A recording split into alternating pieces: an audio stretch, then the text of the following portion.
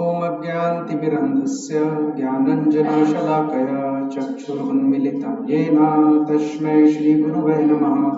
श्रीचैतन्यमनोभीष्टं स्थापितं येन भूतले स्वयं रूपा कदा मह्यं ददाति स्वपदान्तिकं।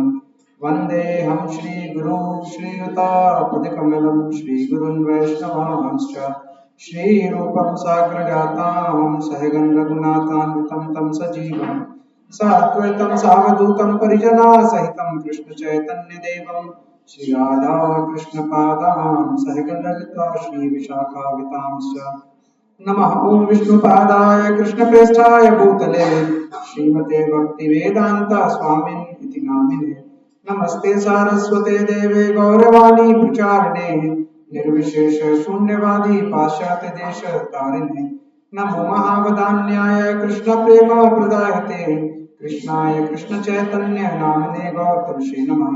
हे कृष्णा करुणा सिंधु दीनबंधु जगत्पते गोपेश गोपिका कांत राधा कांत नमस्तुते भक्त कांचन गौरंगी श्री राधे वृंदावनेश्वरी वृषभानुसुते देवी प्रणमामि हरिप्रिये वाञ्छाकल्पतरुभ्यश्च कृपा सिन्धुभ्येव च पतितानां पावनेभ्यो वैष्णवेभ्यो नमो नमः। जय श्री कृष्ण चैतन्य प्रभु नित्यानंद श्री अद्वैत गदाधर श्रीवासादि गौर भक्तवृंद हरे कृष्णा कृष्णा कृष्णा हरे हरे हरे राम राम राम हरे हरे। मूकं करोति वाचालं पङ्गुं लङ्घयते गिरिं यत्कृपातमहं वन्दे श्रीगुरुदीनतारिणं परमानन्दमाधवं Sri Chaitanya ईश्वरम्। Okay, perfect. So yeah.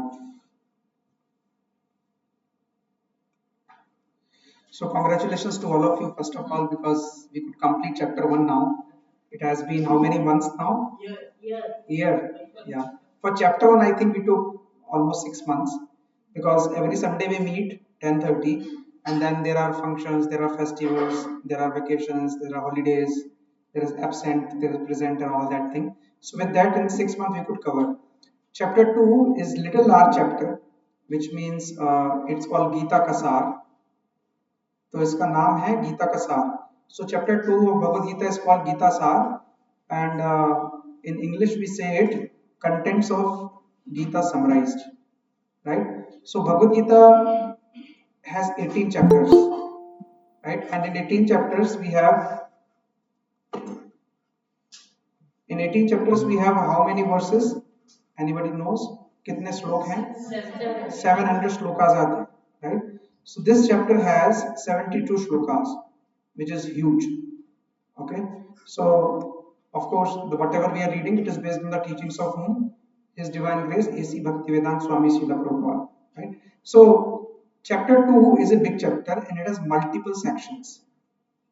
Okay, so it has mainly 5 sections.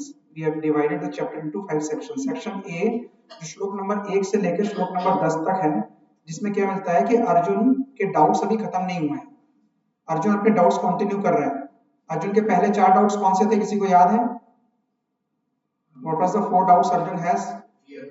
पहला क्या था? कंपैशन, यानी से दया आ गई थी कि मैं अपने लोगों को क्यों मारूं, कैसे मारूं. दूसरा सिन, अगर मैं ऐसा करूंगा तो. दूसरा था एंजॉयमेंट, कि मैं एंजॉय कैसे करूंगा अगर मैं सबको मार दूंगा तो. How will I enjoy the kingdom. तीसरा क्या था? सिन, कि मैं पाप हो जाएगा मुझसे, अगर मैं कुल का नाश करूंगा तो जीव हत्या पाप है, तो मैं पाप नहीं कर सकता. What was the fourth one? That is fifth one, that will come. कुल परंपरा का नाश होगा तो सारी चीजें खत्म हो जाएंगी. That was the fourth one, right?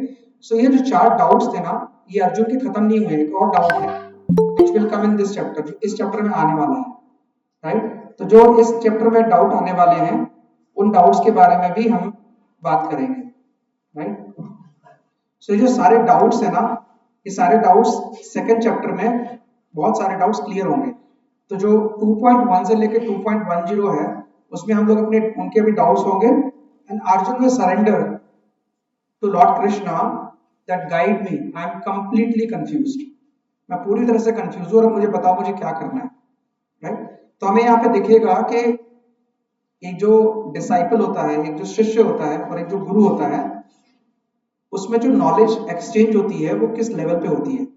मतलब what are the mood of a disciple and what is the mood of a guru if both comes together, दोनों एक साथ होते हैं तभी नॉलेज मिलती है और तभी नॉलेज जाती है, राइट। जैसे क्लास में होता है ना कि कोई बच्चा फर्स्ट आता है, कोई बच्चा सेकंड आता है, कोई बच्चा 10th आता है, क्या टीचर ऐसे शुरू से करती है कि भाई तुम 10th ही आओगे तो मैं तो उतना ही पढ़ाऊंगी?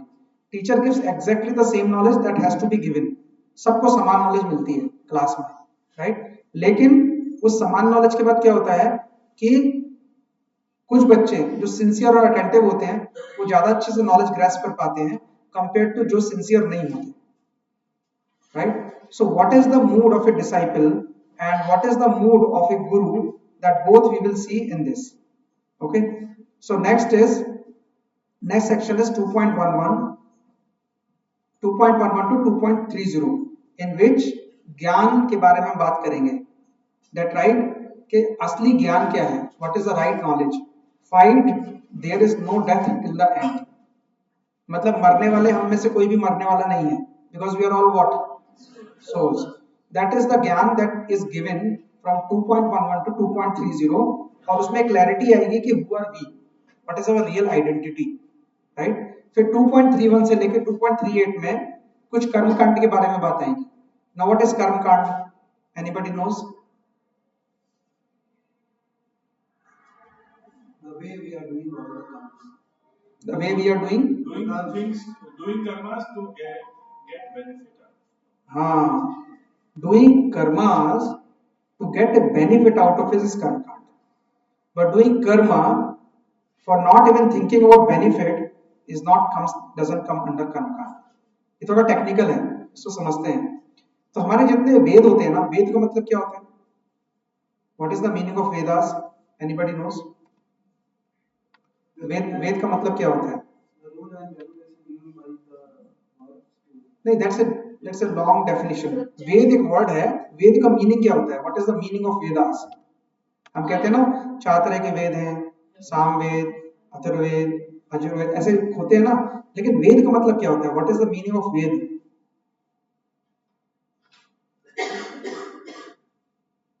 Anybody knows? तो वेद का मतलब होता है, वेद का मतलब होता है नॉलेज, राइट। उसका लिटरल जो मीनिंग होता है, who is taking notes today? You are taking notes, okay। I want you to also give opportunity to others if anybody wants, they can also take this opportunity to make notes, and that's why it will push you to bring paper and pens that you remember what I say, okay। So ved का मतलब होता है knowledge and there are multiple vedas, there are 4 main veda, right। और हर एक वेद के बारे में पूरा डिस्क्रिप्शन है, लेकिन वेदों में जो लिखा हुआ है वो ये लिखा है कि ह्यूमन को क्या करना चाहिए और क्या नहीं करना चाहिए, राइट। बट उसमें जो लिखा है, उन सारे वेदों में जो लिखा है उसमें उसके रिजल्ट भी लिखे हैं। ऐसा करोगे तो ऐसा होगा, ये वाला पूजा करोगे तो ये वाला बेनिफिट होगा, ये वाला व्रत रखोगे तो ये वाली चीज मिलेगी। सो अगर आपको आपका एक टारगेट है कि भाई मेरा ये टारगेट है, मुझे ये चाहिए, तो उसमें प्रावधान है, उसमें रूल्स हैं, आप उसको फॉलो करो और वो रिजल्ट आपको मिलेगा, ठीक है। वो रिजल्ट आपको इमीडिएट भी मिल सकता है, इस जन्म में भी मिल सकता है, अगले किसी जन्म में भी मिल सकता है, बट गारंटेड है कि मिलेगा। दैट इज कॉल्ड कर्म कांड। तो जो वेद है ना, उसमें जो 85-90% डिस्क्रिप्शन है ना, वो सिर्फ कर्मकांड ही है, बट एक डिवोटी कर्मकांड के चक्कर में नहीं पड़ता। That's not the right aim to do. क्योंकि कर्मकांड में प्रॉब्लम ये है कि अगर आपने कोई कर्म किया तो उसका रिजल्ट आएगा, और अगर उसका रिजल्ट आया और आपने उसका रिजल्ट लेने के लिए आप इस जन्म में नहीं रहे, तो आपको अगला जन्म लेना पड़ेगा वो रिजल्ट भोगने के लिए, चाहे वो रिजल्ट अच्छा है या वो रिजल्ट बुरा है। So you have to again come to this earth to take that result and then bear that result, good or bad। जैसे मैंने आपको एक बार कहानी सुनाई थी ना कि धृतराष्ट्र जो थे, उनके 100 पुत्र मारे गए थे, तो उन्होंने बोला कि भाई मेरे 100 पुत्र क्यों मारे गए, भाई किसी का एक पुत्र भी मर जाए इट्स अ बिग थिंग। अगर हमारे बच्चे को चोट भी लग जाए एक्सीडेंट में तो हमें कितना दुख होता है। एक्सीडेंट तो छोड़ो, अगर घर में भी गिर के चोट लग जाए तो कितना परेशानी होती है। और उसके 100 बेटे थे, 100 के 100 बेटे मारे गए, राइट। तो ऐसा क्यों हुआ? तो उसके पिछले जन्म के कर्म थे। कुछ 60 जन्म पहले उन्होंने एक शिकारी थे और उन्होंने कुछ चिड़िया को उनके घोंसले तोड़ दिए थे जो 100 थे, 100 इन काउंट, राइट। तो 100 इन काउंट थे, तो उसको भोगना था। तो उनके माँ बाप ने उन्हें श्राप दिया था कि तुमको ये लगेगा, राइट, चिड़िया के जो पेरेंट्स थे। लेकिन उस टाइम उस शिकारी के पास इतनी पायटी नहीं थी, इतने पुण्य नहीं थे कि उसमें 100 पुत्र हो सके। तो 60 जन्म तक उन्होंने इतने कर्म इकट्ठे किए कि 100 पुत्र हो सके। और इसके बाद क्या हुआ? उसके बाद उनके 100 पुत्र हुए 60 जन्मों के बाद, जो कौन थे? कौरव। लेकिन वो उसमें हिसाब किताब में बराबर क्या होना था? कि उनको मरना था। सो द मति वाज इन सच ए वे कि उनको मारा गया। तो धृतराष्ट्र ने पूछा कि भाई मुझे 60 जन्म क्यों लग गए? अगले जन्म में हिसाब बराबर कर सकते थे। बोले नहीं, आपके पास इतने पुण्य थे ही नहीं, आप डिजर्व ही नहीं करते थे।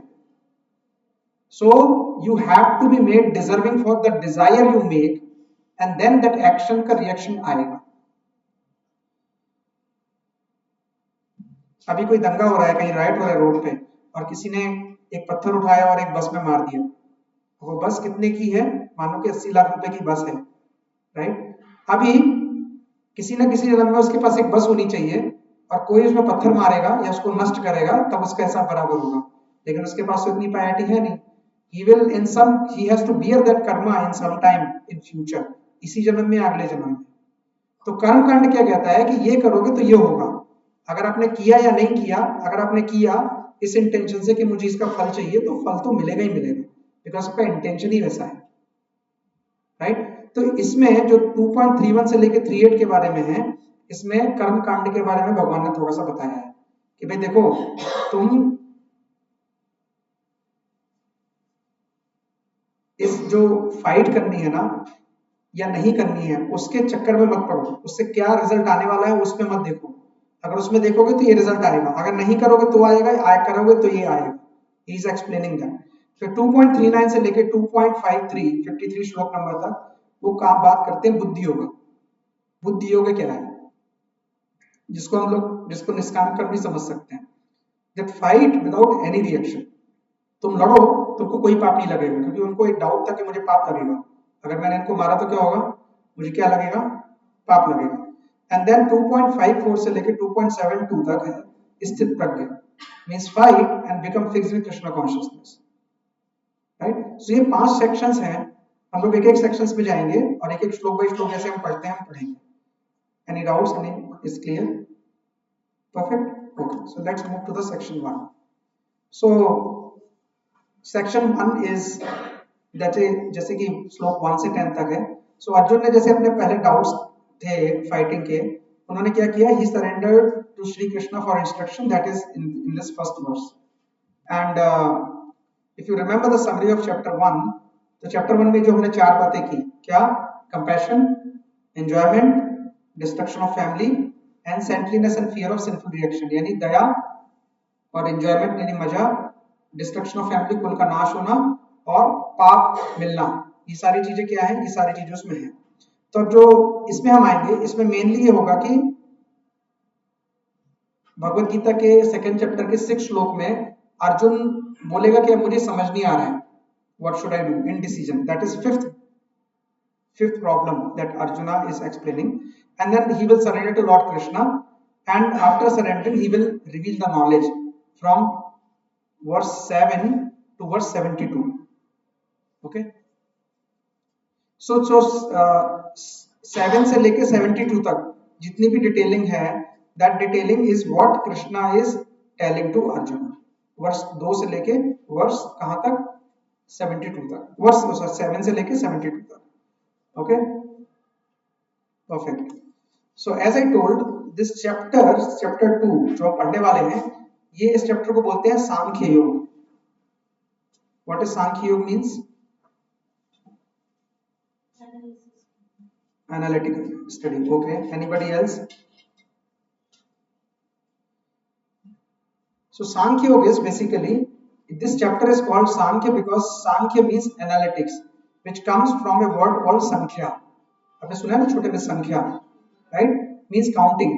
ये this chapter is called Sankhya Yoga, जहाँ पे हम analytical study करेंगे। So एक होता है कि okay, we'll talk about it later.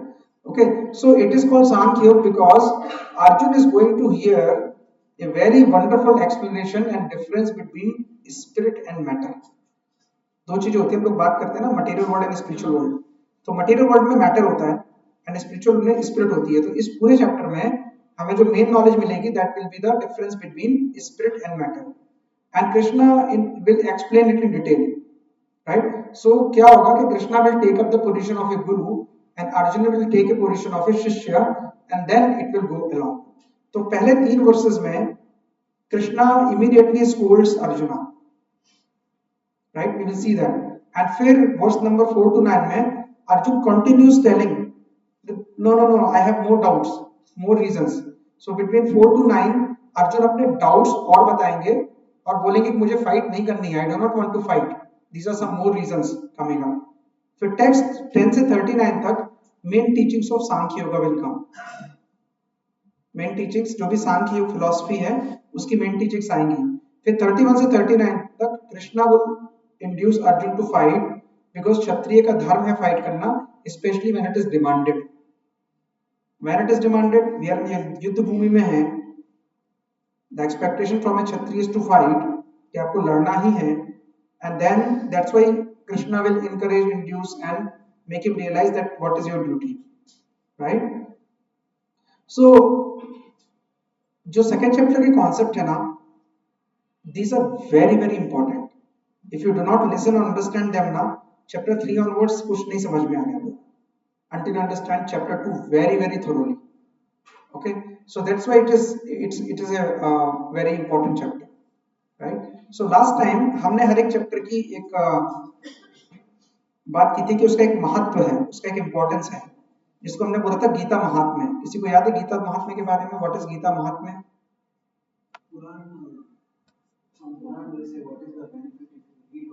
हाँ, so it was a part of Padma Purana. So एक पुराण है. पुराण का मतलब क्या होता है? ओल्ड, पुराना, बहुत पुराना, राइट, प्राचीन. सो जो पुराण है उसमें से एक पुराण है जिसको कहते हैं पद्म पुराण, और उसमें से एक सेक्शन है पद्म पुराण का जिसको कहते हैं गीता महात्म्य. गीता महात्म्य क्या है? उसमें जो सेक्शन है गीता महात्म्य, उसमें भगवान शिव और भगवान पार्वती का कन्वर्सेशन चल रहा है, उनकी बात चल रही है. और जो उनकी बात चल रही है तो पार्वती जी शिव जी से पूछती हैं एक एक करके क्वेश्चंस, और शिव जी उसका एक एक करके आंसर करते हैं. सो दैट सेक्शन, उसका जो सेक्शन है किसका? पद्म पुराण का, उस सेक्शन को बोलते हैं गीता महात्म्य, जहां पे गीता, भगवत गीता के हर चैप्टर को पढ़ने का बेनिफिट बताया गया है कि अगर आपने ये वाला चैप्टर पढ़ा तो क्या बेनिफिट है, ये वाला चैप्टर पढ़ा तो क्या बेनिफिट है, और जिसने सारा पढ़ा उसको ऑफकोर्स क्यूमुलेटिव सारे बेनिफिट मिलेंगे, राइट. सो अभी हमको गीता महात्म्य यूजुअली इनिशियली करते हैं, हम लोग इनिशियली बताते हैं चैप्टर के शुरू में. हमने फर्स्ट चैप्टर का लास्ट में किया था, but Nandi let's it's okay, पहले बताएं बाद में बताएं, स्पिरिचुअल वर्ल्ड में एवरीथिंग इज सेम. सो अभी हम लोग देखेंगे कि what is the significance of reading chapter 2. Chapter 2 को पढ़ने का क्या बेनिफिट होता है, that is about Gita Mahatmya of reading chapter 2. Okay, any questions और we can start? Okay, perfect. So let's see Gita Mahatmya का जो हमारा सेकंड है, तो at this start with a story. You want to listen stories? Yes, okay, perfect. Arayana, you want to listen story? Then sit down, don't run. Okay, so एक बार ना सो आगे भगवान विष्णु ने कहा कि डियर लक्ष्मी, आपने मुझसे पहले चैप्टर का गीता महात्म्य सुना, ठीक है, तो अभी मैं आपको आगे के चैप्टर का भी मैं बताता हूँ आपको गीता महात्म्य. तो साउथ में यहाँ पे आप लोगों को मालूम ही होगा एक जगह है जिसका नाम है पंढरपुर. मालूम है ना? ये पंढरपुर यहाँ से आई थिंक सोलापुर के आगे एक जगह जाके है, जहाँ रुक्मिणी विठल जी का बहुत बड़ा ये टेम्पल भी है, राइट. सो उस पंढरपुर में एक ब्राह्मण रहता था. He was a very learned ब्राह्मण. उस ब्राह्मण का नाम क्या था? उस ब्राह्मण का नाम था देवश्याम. क्या नाम था? देवश्याम. तो he was a very learned ब्राह्मण, और उसके घर में जो भी आता था ना वो उसको गेस्ट को बहुत अच्छे से ट्रीट करते थे, और he was knowing by his activity that how to satisfy demigods. आप लोग याद होगा ना, मैंने बात की थी 6 तरह के ऋण होते हैं. तो सारे ऋण एक एक करके चुकाए जा सकते हैं। He was very conscious about it कि भाई मेरे को कोई भी घर में आए, हाउ टू ट्रीट माई आपका, how to treat my guest, how to treat demigords, how to satisfy them. He was very much doing that, but he was not happy. देव श्याम जो था ना वो खुश नहीं था, राइट, क्योंकि उसको कोई माइंड में ना खुशी नहीं थी और पीसफुलनेस नहीं थी, ठीक है, क्योंकि उसका जो मेन डिजायर था, he wanted to attain the knowledge कि सोल क्या होती है, सुपर सोल क्या होता है, उसका कनेक्शन क्या है, he want to understand that knowledge, right. So वो बहुत सारे लोगों से मिलता था जो योगी थे, तपस्वी थे, संत थे, ऋषि थे, ऐसे बहुत सारे लोगों को वो मिलता रहता था और इस चीज के बारे में पूछता रहता था। ऐसे ऐसे करके बहुत सारा टाइम निकल गया, बहुत साल निकल गए, ठीक है। सो क्या हुआ, एक बार वो कहीं से गुजर रहा था तो वहां पे एक योगी बैठे थे, राइट, और वो योगी जो थे ना वो he was cross legged and he was half closed eyes and he was deep in the meditation, completely observe in the meditation. So उन्होंने देखा कि योगी जो है ना बहुत पीसफुल है, his face is very calm and he is deep in meditation. So he thought कि ये जो है ना ये मेरे जो डाउट्स हैं क्लियर कर सकते हैं। तो उन्होंने उनको बोला कि उन्होंने वेट किया कि जब उनका मेडिटेशन कंप्लीट हो जाए, उनका ध्यान कंप्लीट हो जाए, उनसे बात करता हूँ। तो उन्होंने वेट किया और इसके बाद जैसे ही कंप्लीट हुआ तो with full respect he give dandavat, full obedience to yogi, and he asked कि मुझे कंप्लीट पीस नहीं है मेरे पास, मुझे कंप्लीट पीस चाहिए, तो how will I get that knowledge, right. So जो योगी था जो बैठे हुए थे, ही टोल्ड कि यस आई थिंक, जो योगी थे उनको भी कंप्लीट नॉलेज था that who is Krishna, who is Bhagwan and everything. तो उन्होंने बोला कि एक काम करो, तुम ना एक पास में गांव है जिसका नाम है सोपुर, सोपुर SOWPUR, सोपुर, ठीक है, वहां पे जाओ और वहां पे तुम्हें एक पर्सन मिलेगा जिसका नाम होगा मित्रवान। क्या नाम होगा? मित्रवान। ओके, ध्यान से सुनिए, फिर मैं क्वेश्चन भी पूछूंगा स्टोरी से।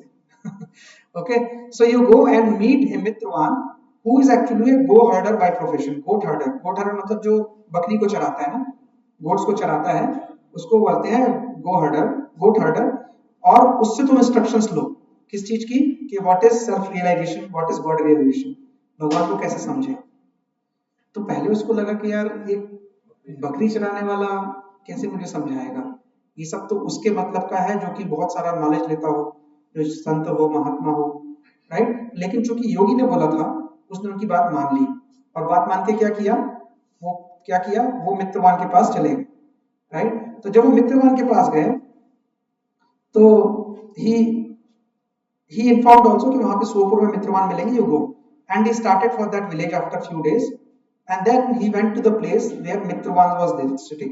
So Mitravan was very beautiful and he was very very peaceful, totally peaceful, and the jungle where he was sitting, the beautiful aroma and beautiful air, everything was blowing, right.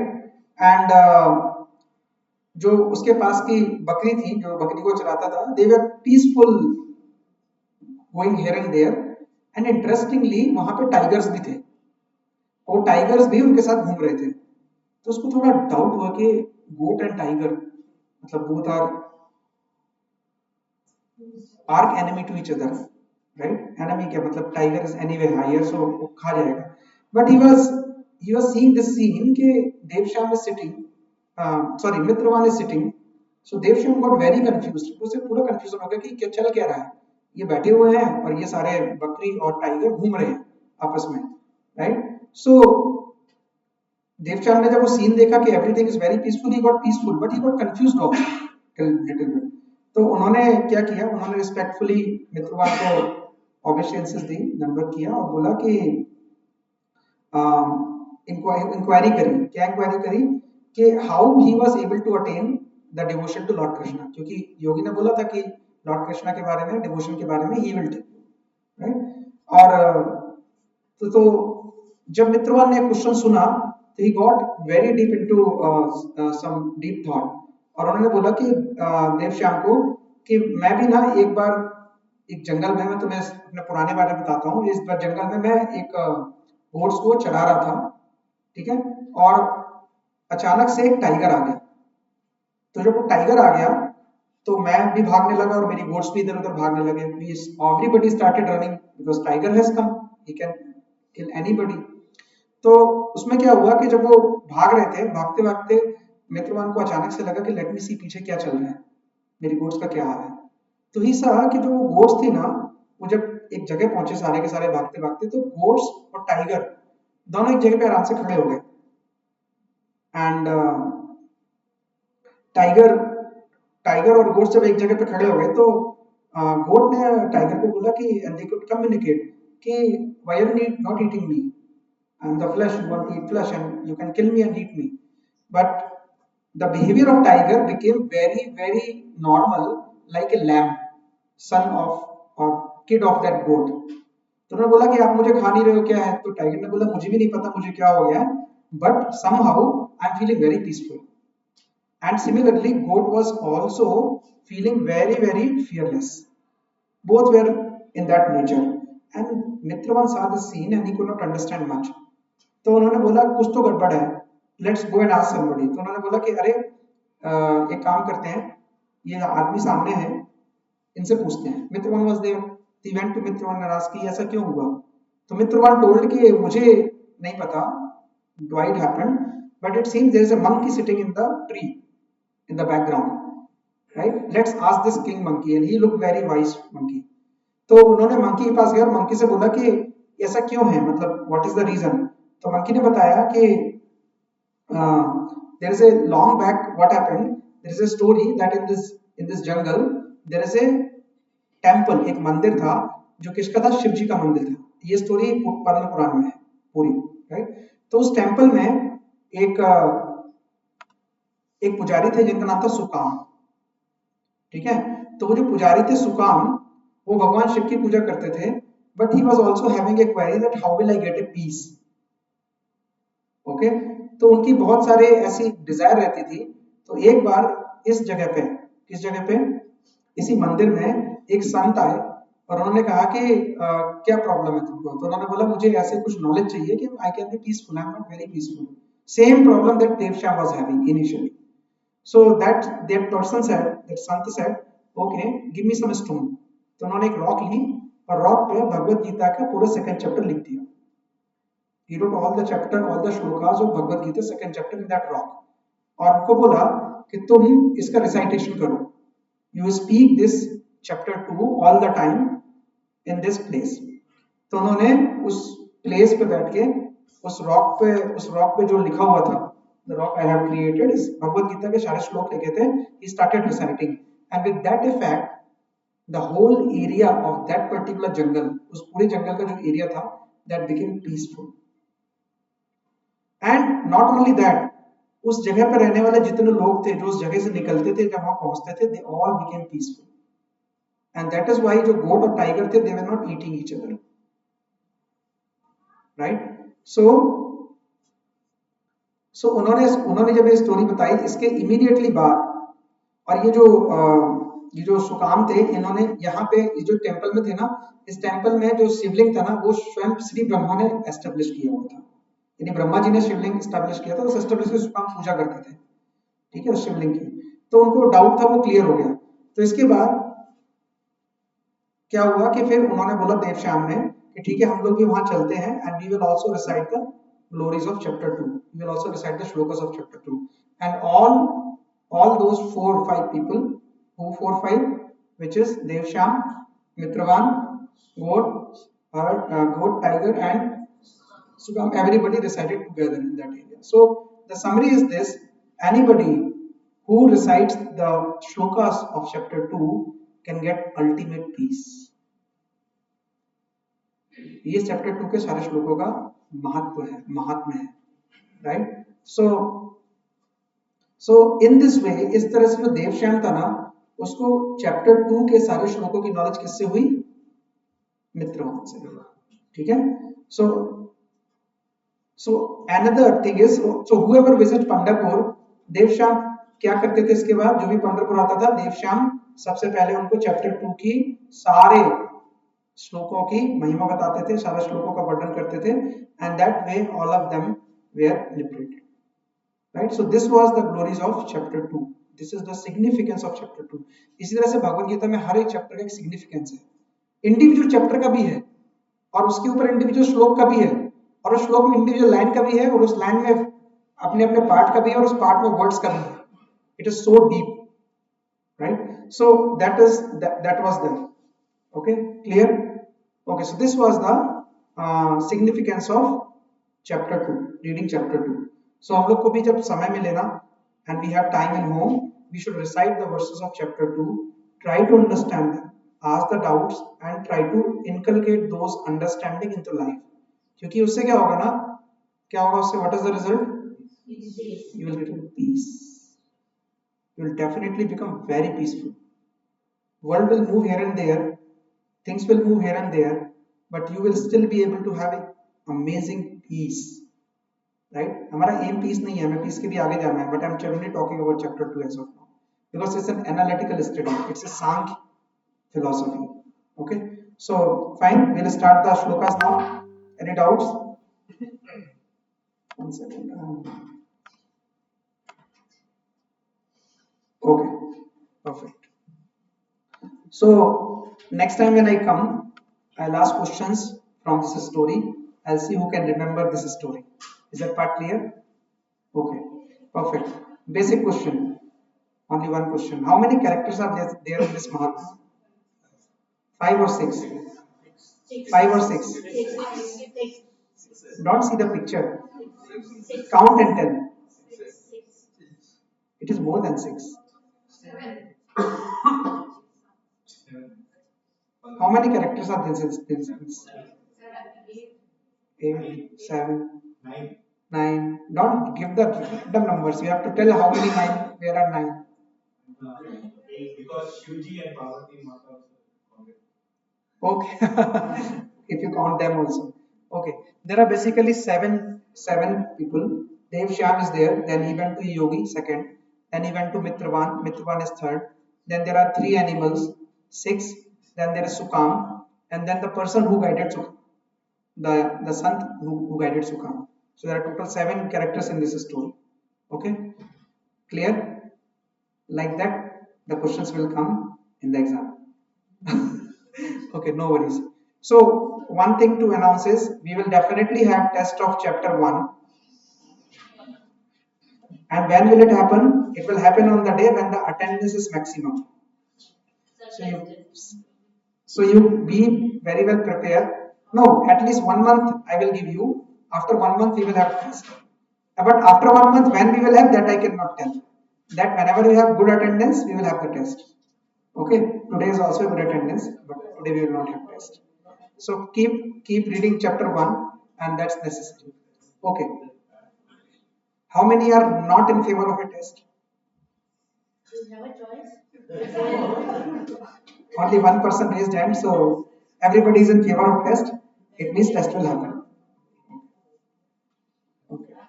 Perfect. So let's go to verse 2.1 and you can read after me. Text 2.1. Sanjay Uvacha Tam Tatha Kripaya Asrapunakulekshanam Visidantam idam vakyam Uvacha Madhusudana Sanjay Uvacha Tam Tatha Kripayavistam Asrupunakulekshanam Visidantam idam vakyam Uvacha Madhusudana Sanjay Uvacha Tam Tatha Kripayavistam Asrupunakulekshanam Visidantam idam vakyam Uvacha Madhusudana. Any Prabhuji was to say? Yes, Prabhuji, बोलिए. Sanjay Uvacha Tam Tatha Kripayavistam Asrapunakulekshanam विसीदन्तम् इदं वाक्यम् उवाच मधुसूदनः. Any Mataji's? Yes, Mataji, please. You don't have book? Okay. Anybody else want to say? Yes, Mataji. Sanjay Uvacha. Sanjay Uvacha. Tam tata kripaya vistam. Tam tata kripaya vistam. Asrupurna pulaklechanam. Arshapurna kulekshana.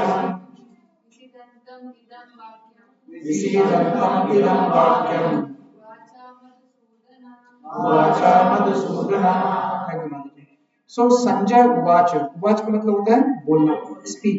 So Sanjay said, तम, तम means unto Arjuna. तम किसके लिए बोल रहा है? अर्जुन के लिए. तथा means thus, hence. कृपया means कृपा, compassion, दया. अविष्टम मतलब ओवरवेल्म हो जाना, किसी चीज से फुल हो जाना. अश्रुपूर्णा means आंसू आ जाना, अश्रु से पूर्ण हो जाना, यानी eyes full of tears. ठीक है. Akula means depressed. इक्षणम, यहाँ पे आइस बोला गया है. विसीदंतम का मतलब होता है लेमेंट करना, शोक करना. ठीक है. इदम मीन्स दिस. वाक्य मीन्स वर्ड्स. वाक्य का मतलब ऐसे ग्रामर में होता है पूरा सेंटेंस, बट यहाँ पे वाक्यम का मतलब है words and kind of small sentences. उवाच said Madhusudana means the killer of Madhu. Okay. So translation by Srila Prabhupada की जय. So संजय ने कहा, seeing Arjuna full of compassion and very sorrowful, his eyes brimming with tears, Madhusudana Krishna spoke the following words. So अभी अर्जुन नहीं बोल रहे हैं, कौन बोल रहा है? संजय बोल रहे हैं. तो संजय ने कहा कि करुणा से व्याप्त मीन्स दया आ रही थी, कंपैशन था. शोक युक्त लिमेंटिंग. अश्रुपूर्णा आंखों में आंसू थे. किसके आंखों में आंसू थे?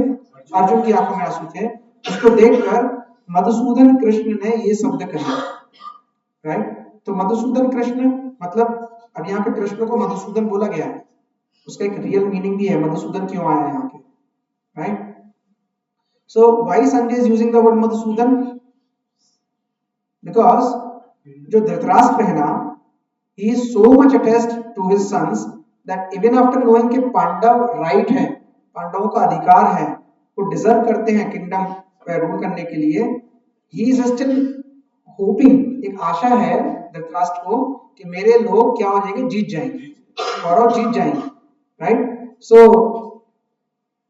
चैप्टर 1 के लास्ट में संजय ने बताया था धृतराष्ट्र को कि कैसे अर्जुन ने अपना गांडीव कहाँ रख दिया? साइड में रख दिया.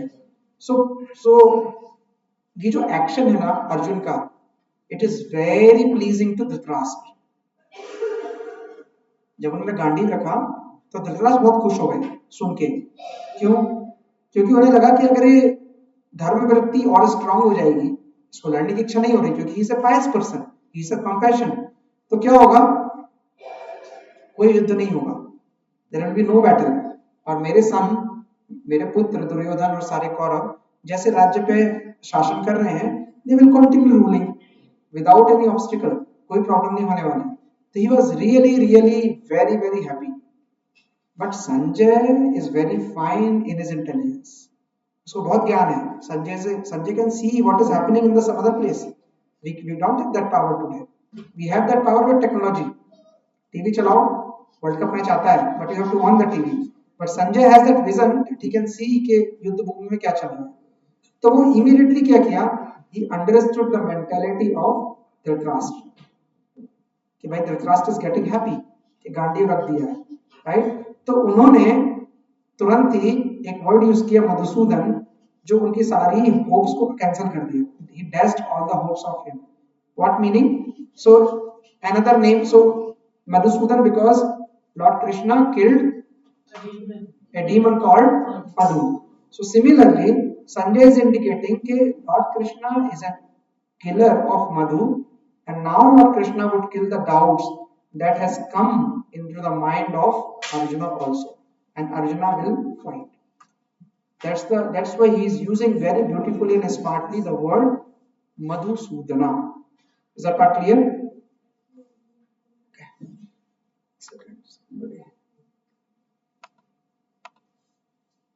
Okay, so let's go further. So अभी स्टेट ये है कि Arjun is not speaking, Sanjay is describing the scene, and scene is कि Arjun is crying, he has put his gandhi and he is lamenting.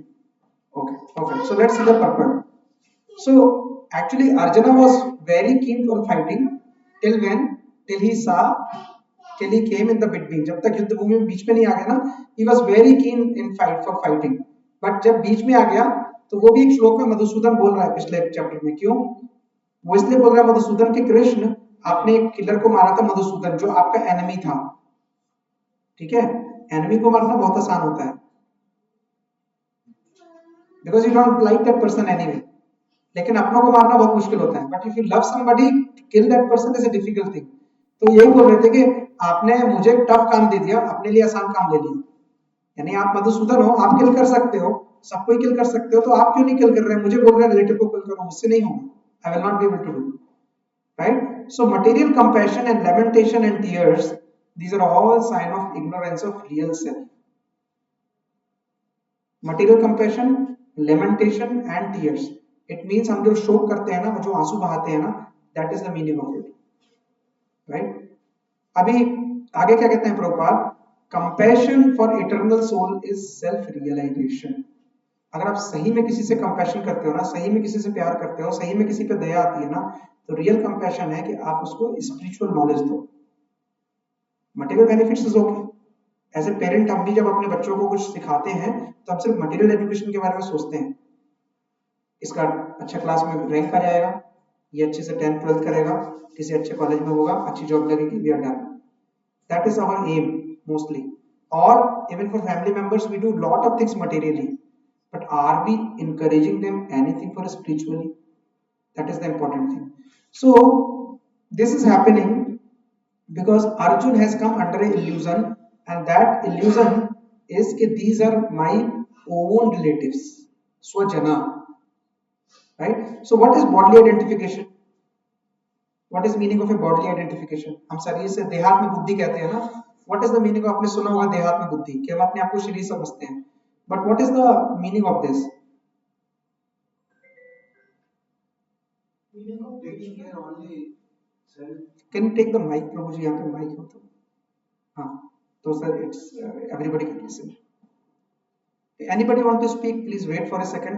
Take mic and yeah, you can put the button on. Yeah. Taking care self only about taking care. If we take care of ourselves, that is bodily identification. Yeah, only himself. Only body. Okay. Anybody else? Even mind is considered as body. Even mind is considered as body. Okay. Anybody else? Bodily identification means your thought process is all about. Mic पे बोलिए प्रभु जी, mic पे. हाँ. Bodily identification, your thought process is completely on this life. What your Bodily identification means you are only worried about current life. Okay. And you believe there is no life after this life. There's no life after this life. After this life. Yeah. No. Pretty much that is not in your consciousness. No, बहुत लोगों को consciousness में रहता है. जो लोग भगवत गीता नहीं भी सुनते ना, वो कहते हैं इनका स्वर्गवास हो गया. तो अब सबको पता है स्वर्ग बॉडी तो जाएगी नहीं, सोल जाएगी. तो वो लोग भी जानते हैं सोल होती है, बट रोजमर्रा की जिंदगी में वो ध्यान में नहीं रहता. Okay, fine. Anybody else want to add? या take mic. Yes. Prabhu ji, ये शरीर प्राप्त होने के बाद में जो भी इससे जुड़ी हुई चीजें हैं, इससे जुड़ी हुई जो पहचान है, जो उपाधियां हैं, हाँ, वो बॉडी ये मेरी आइडेंटिफिकेशन माँ है. है, ये मेरे पिता है, ये मेरे पुत्र है, मेरे स्वजन है, ये मेरा घर है, ये मेरा गाड़ी है. ये बॉडी आइडेंटिफिकेशन. ओके, जो हमारी बॉडी से कनेक्टेड है, रहेगा. इस बॉडी से शरीर कनेक्टेड है. तब तक रहेगा, तो इसके शरीर के बाद नहीं रहेगा. हाँ, तो ये बॉडी आइडेंटिफिकेशन है. Okay, anybody else? Okay, so body identification आप लोगों ने, ज्यादातर लोगों ने सही बोला. सो जो हमारी बॉडी से कनेक्टेड है. अब अगर हम इस बॉडी हमारे पास नहीं है तो कनेक्शन खत्म हो जाता है. Right? That is the way. So body, जो बॉडी आइडेंटिफिकेशन है ना, ये एक तरह से it's like A illusion, like a dream. जैसे ड्रीम में क्या होता है, कई बार हमें सपने में लगता है कि हमें टाइगर चेस कर रहा है, एंड चेस करते करते he has kept us and he has cut our head. and he is eating us. We get so much worried about it. लेकिन जब सो के जागते हैं तो क्या होता है? और उसे वो, लेकिन वो ड्रीम इतना पावरफुल होता है, इतना पावरफुल होता है, कई बार हम उस ड्रीम में रो रहे होते हैं, परेशान हो रहे होते हैं, भाग रहे होते हैं, सब कुछ कर रहे होते हैं, राइट? लेकिन जब हम जागते हैं तो क्या होता है? We see there is no tiger, our head is safe back on shoulders, set लगा हुआ है, कोई प्रॉब्लम नहीं है, राइट? सो हमें कुछ भी नहीं हुआ जब हम सपने से जागते हैं, we come out of dream, right? So जो बॉडी अटैचमेंट है और लेमेंटेशन है ना, ये सेम चीज है, शोक है. So all lamentation, grief, illusion, ये सिंपली आता है because we are bodily attached to something.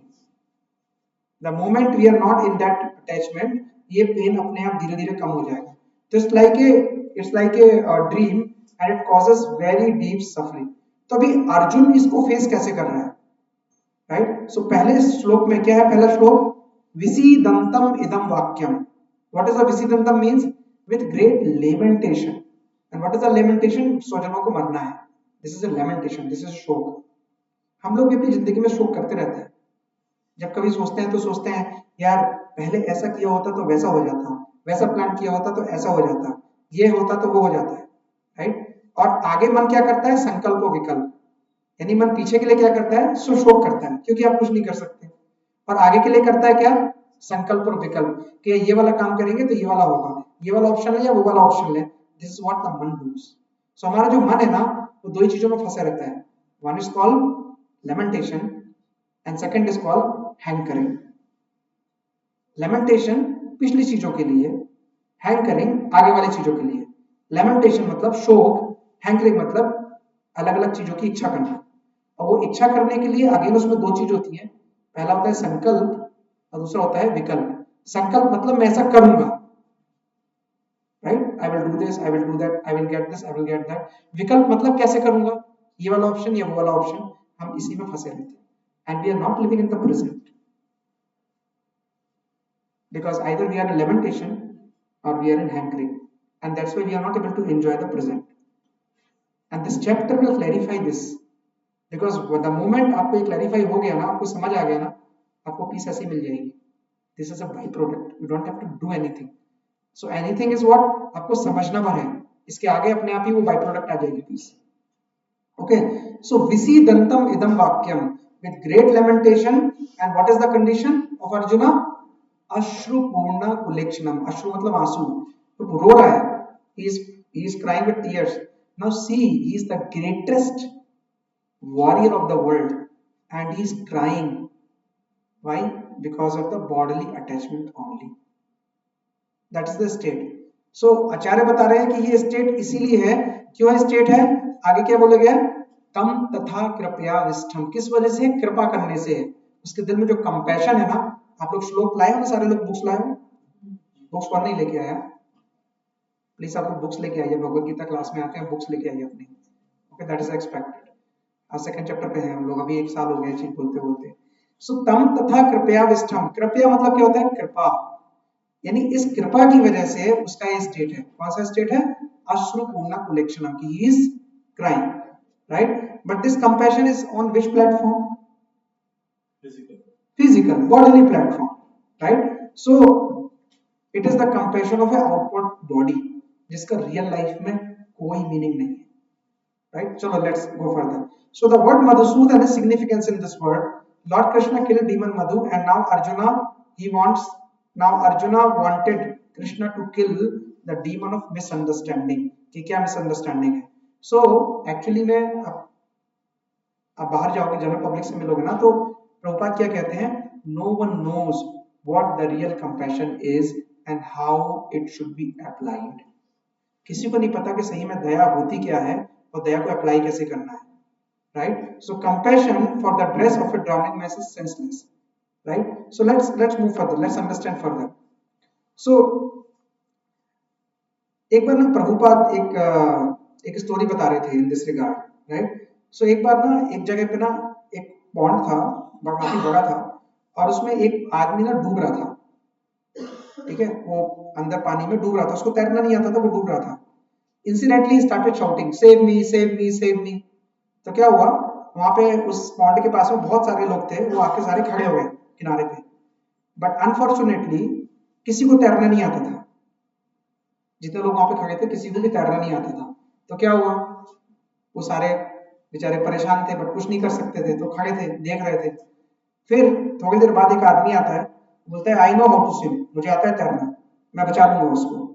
तो फिर उसने क्या किया, वो गया पानी में, अपने कपड़े उतारे पानी में गया, और थोड़ी देर बाद आया और बोलता है मैंने सेव किया, I saved him, I saved him, I saved him, चिल्लाने लगा। और थोड़ी देर बाद जब लोगों ने देखे कि what he saved, he has saved the coat of that person, only coat लेके आया था, ही सेव्ड द कोट, और जो आदमी था वो डूब के मर गया। उस आदमी ने कोट पहना हुआ था, डूब के मर गया। तो लोगों ने बोला तुमने क्या बचाया, व्हाट डिड यू सेव, बोला I saved.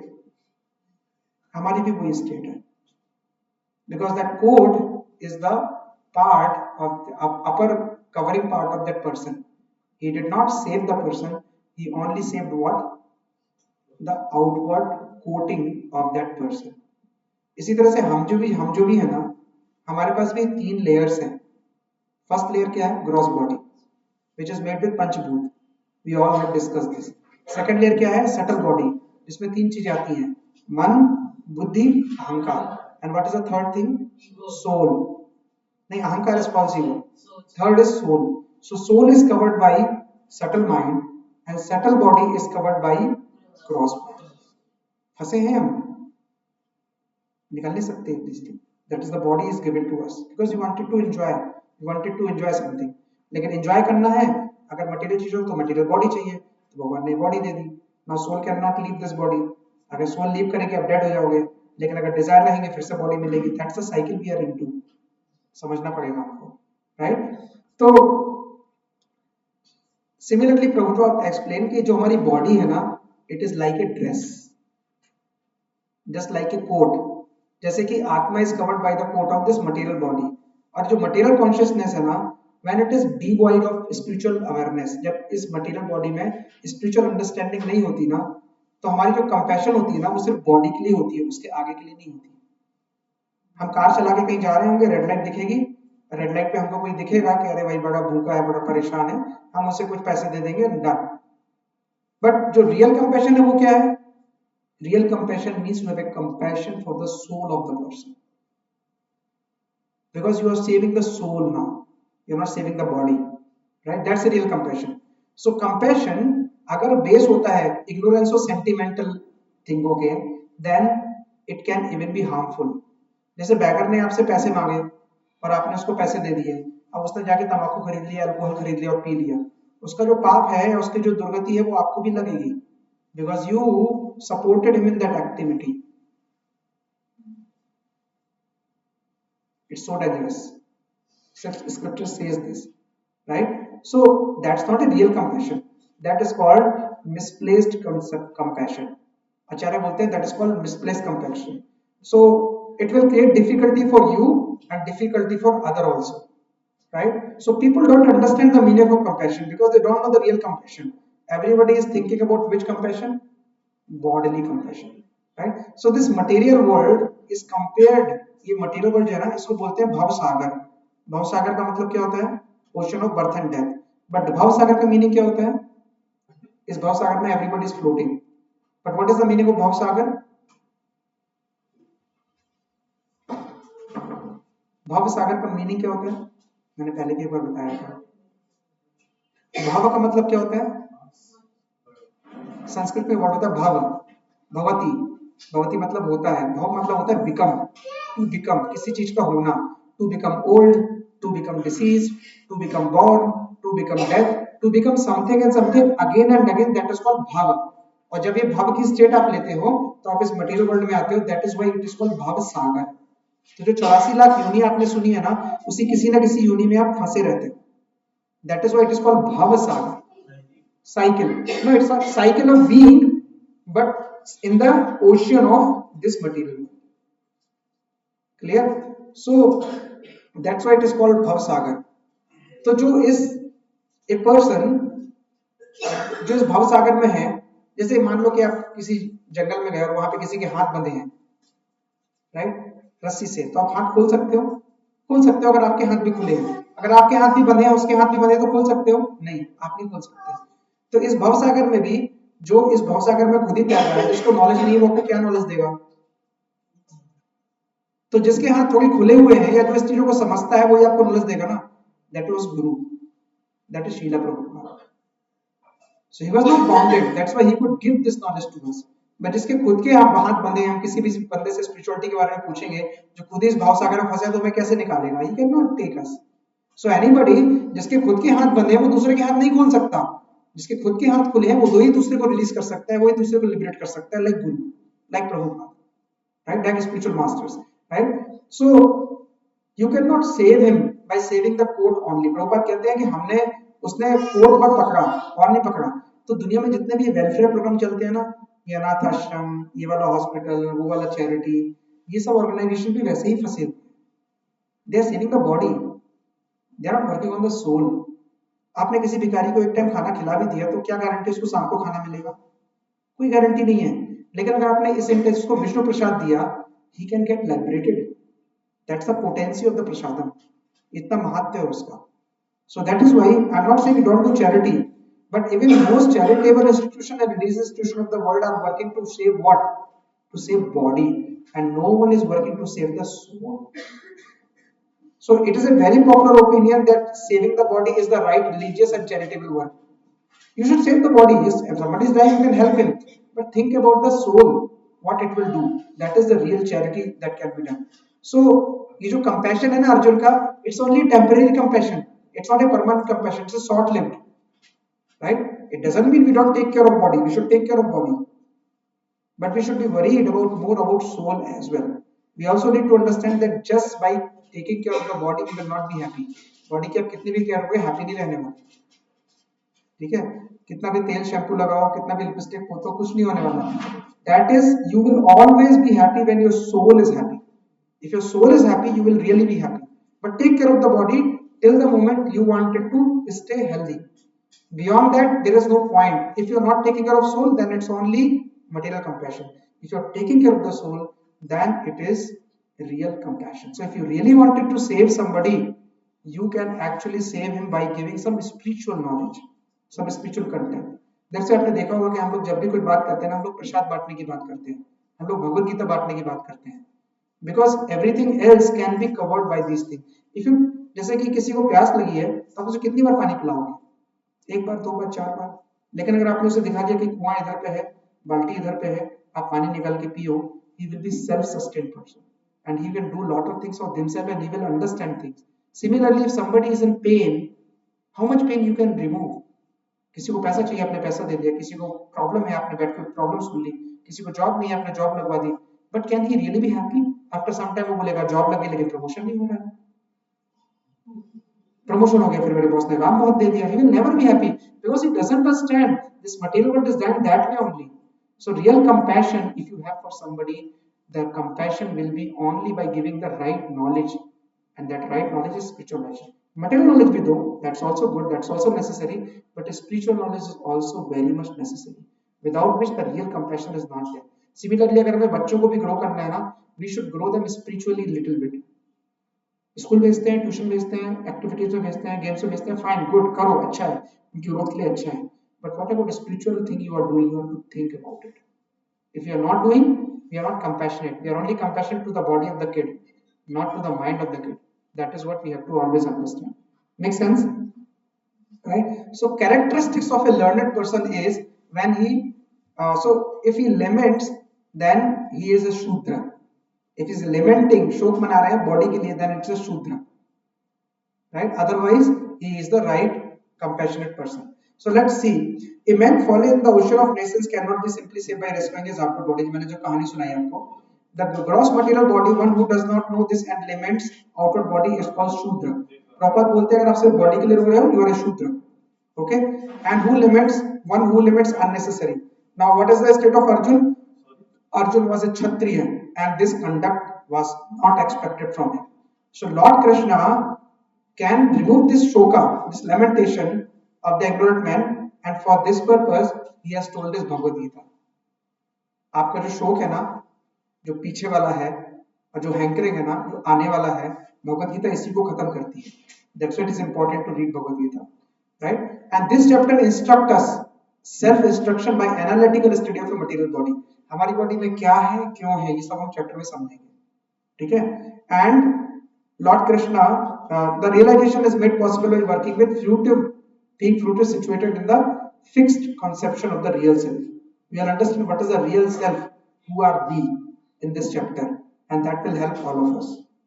Fine? Any questions? Doubts? Okay, perfect. So this is text 1, a summary that we have 3 things. Arjuna is a state of 3 things, and then I gave an example and a story that you can see in the right side. We are just saving code, we are not saving the drowning person. So yeah, and in chapter 2 we'll discuss self-realization, which is further analytical study, and soul and material body, and this is explained by whom? None other than Lord Krishna. So now Krishna will start scolding Arjuna. अब डांट लगने वाली है. Okay, so let us see further. So text 2.2, and you can repeat after me. Shri Bhagavan Uvacha Kutastvakashmadam idam Visme samupastitam Anarejustam asvargam Akirtikaram Arjuna. Shri Bhagavan Uvacha Kutastvakashmadam idam Visme samupastitam Anarejustam asvargam Akirtikaram Arjuna. तो श्री भगवान उवाच. श्री भगवान उवाच means who said? Shri भगवान ने बोला. श्री भगवान means Shri के भगवान. Then another explanation is Shri के भगवान. Shri is Lakshmi ji, right? So supreme personality of Godhead said, Kuta. Kuta means where from. Tva. Tva means तुम, unto you. Kashmalam. Kashmalam means dirtiness. Kashmalam means होता है गंदगी, dirty thing. Idam. Idam means this lamentation, ये शोक, right? विश्व विश्व में means in this hour of crisis. इतना संवेदनशील टाइम है, इतना मुश्किल का टाइम है. इदम, राइट? समुपस्थितम. समुपस्थितम means you have situated, you have arrived in this situation. अनार्य. अनार्य, person who does not know the value of life. एक होता है आर्य, एक होता है अनार्य. We will discuss in detail. ठीक है? जुष्टम. जुष्टम means practiced by, right? अश्वर्गम. अश्वर्गम means अस्वर्ग. स्वर्ग नहीं जाना. स्वर्ग नहीं जाना means this does not lead us to higher planet, right? अकीर्ति. अकीर्ति means infamy, यानी आपका अपयश. एक होता है कीर्ति यानी आपका यश, एक होता है अकीर्ति आपका अपयश यानी आपकी बुराई होना, right? कर्म, the cause. Arjuna, O Arjuna. So translation by Srila Prabhupada. Srila Prabhupada ki jai. The supreme person Bhagwan said, my dear Arjuna, how have these impurities come upon you? They are not at all befitting a man who knows the progressive value of life. They do not lead to higher planets but to infamy. Shri भगवान ने कहा, हे अर्जुन, तुम्हारे मन में कलमश आया कैसे? उस मनुष्य के लिए तनिक भी अनुकूल नहीं है जो जीवन के मूल्यों को जानता हो. इससे उच्च लोक की नहीं अपितु अपयश की प्राप्ति होती है. अभी कोई रो रहा है और वो आपसे अपनी प्रॉब्लम बता रहा है और आप जाके क्या कर रहे हो? उसको डांट दे रहे हो. क्या हालत होने वाली है? मटेरियल वर्ल्ड में नहीं होता ऐसा. हम लोग जबरदस्ती का कंपैशन दिखाते हैं. अरे ऐसा हो गया, कोई बात नहीं, इट्स ओके. होता है. फिर वो शांत हो जाएगा, फिर थोड़ा समझाएंगे. भगवान का सिस्टम ऐसा नहीं है. ये भगवान के पार्षद हैं, बिकॉज भगवान प्यार करते हैं उससे, अर्जुन से. तो यहाँ पे वही भी लेकिन प्यार दिख नहीं रहा है, सीधे डांट पड़ेगी. पूरा पहला चैप्टर निकल गया, 6 महीने से चल रहा है और 6 महीने में भगवान ने बोला भी नहीं कुछ, और यहाँ पहली बार बोला है और बोला तो क्या, सीधे डांट, राइट? तो यहाँ पे संजय ने एक वर्ड यूज किया है, श्री भगवान उवाच, राइट? सो जब कोई आदमी लेक्चर शुरू होता है, किसी, आपने देखा होगा ना लेक्चर शुरू होता है, तो लेक्चर में सबसे पहले क्या होता है? What is the first thing? Speaker का इंट्रोडक्शन होता है. अपना आदमी आपसे बात करेंगे, राइट? ये इनका पोजीशन है, ये इनकी वैल्यू है, ये इनका स्टेटस है, ये यहाँ काम करते हैं, ब्ला ब्ला, राइट? अभी ये पहला श्लोक भगवान बोल रहे हैं, ये पहला श्लोक संजय बता रहे हैं, वहां पे क्या बोल रहे हैं? श्री भगवान उवाच. तो संजय समझ रहे हैं कि ये बंदा है कौन, ये कृष्ण है कौन. He understands who is that person. That person is भगवान. हमने पहले भगवान की डेफिनेशन भी देखी थी. किसी को याद है what is the definition of भगवान? हाँ please come. Yes, what is the definition of भगवान? Who has all opulences? Who has all opulences? How many opulences are there? आज एग्जाम नहीं है, 5 और 6. एग्जाम नहीं है तो हम क्लास में क्वेश्चन भी नहीं पूछेंगे. 5 और 6. एग्जाम होता तो हम मार्क्स देते हैं, एग्जाम नहीं होता तो क्वेश्चन तो पूछते हैं. हाँ देर आर 6 से. देखिए जैसे बलवान होता है जिसके पास क्या होता है? बल. धनवान होता है उसके पास क्या होता है? धन. धनवान, वन मतलब होना, रखना, राइट. बुद्धिमान होता है उसके पास क्या होता है? जैसे हम सब बुद्धिमान हो, राइट. इसी तरह से भगवान होता है इनके पास क्या होता है? भग. भग मतलब ऑपुलेंस, राइट. तो पराशर मुनि जो किसके पिता हैं? Revision is strongly needed. Vyasadev ji के पिता हैं. उन्होंने एक श्लोक बोला था जो मैंने आपको बताया था. किसी को याद है वो श्लोक? ऐश्वर्यस्य समग्रस्य धर्मस्य यशस्य श्रियः. किसी को याद नहीं है? ओके कोई बात नहीं. तो वो कहते हैं कि एंड आगे बोलते हैं ज्ञान वैराग्य से सन्नाम सत्य भगवान ही. यानी कि भगवान के 6 भग होते हैं. पहला भग कौन सा होता है? ऐश्वर्य. दूसरा कौन सा होता है? सो जिसके पास सारा धन हो, सारा पावर हो, सारा स्ट्रेंथ हो, जिसके पास सारी क्या हो? प्रसिद्धि हो, फेम हो, जिसके पास सारी सुंदरता हो, ब्यूटी हो, जिसके पास सारा नॉलेज हो, और सिक्स जिसके पास सारा वैराग्य हो, वो कौन हो सकता है? वही भगवान हो सकता है. क्या हमारे पास ही नहीं है? थोड़ी सी ब्यूटी हमारे पास भी है, थोड़ा सा पैसा हमारे पास भी है, थोड़ी सी ताकत हमारे पास भी है, हम अपना सारा काम खुद कर सकते हैं, थोड़ी सी बल है, राइट. थोड़ा सा प्रसिद्धि हमें भी 4 लोग जानते हैं, राइट. थोड़ा सा नॉलेज हमें भी है, थोड़ा सा वैराग्य हमें भी है, हम भी कहीं जाते हैं तो थोड़ा दान देते हैं, रेनोन्सिएशन है हमें थोड़ा सा, है ना. लेकिन हम में बहुत छोटा सा है. भगवान में क्या है? अनंत है. तो अगर कोई क्लेम करता है ना कि मैं भगवान हूँ, जैसे कई लोग बोले करते हैं ना कोई गुरु कि मैं भगवान हूँ, ट्रीट मी लाइक गॉड, उनसे पूछो क्या ये 6 चीजें हैं आपके पास? अगर ये 6 चीजें उनके पास नहीं है, अनंत, infinite, then that person is not God. This is a way to identify who is God and who is not God as per scriptures. शास्त्रों से पहचानने का सिंपल तरीका है. किसी बाबा जी ने भभूत निकाल दी, किसी ने कुछ पानी ले लिया, कोई हवा में लटक गया, we treat them as like God. They are not God. They are the human beings with siddhis. They are not God. God is different. Even देवतास को हम God बना लेते हैं, right? So जिसके पास ये होता है, that person is God.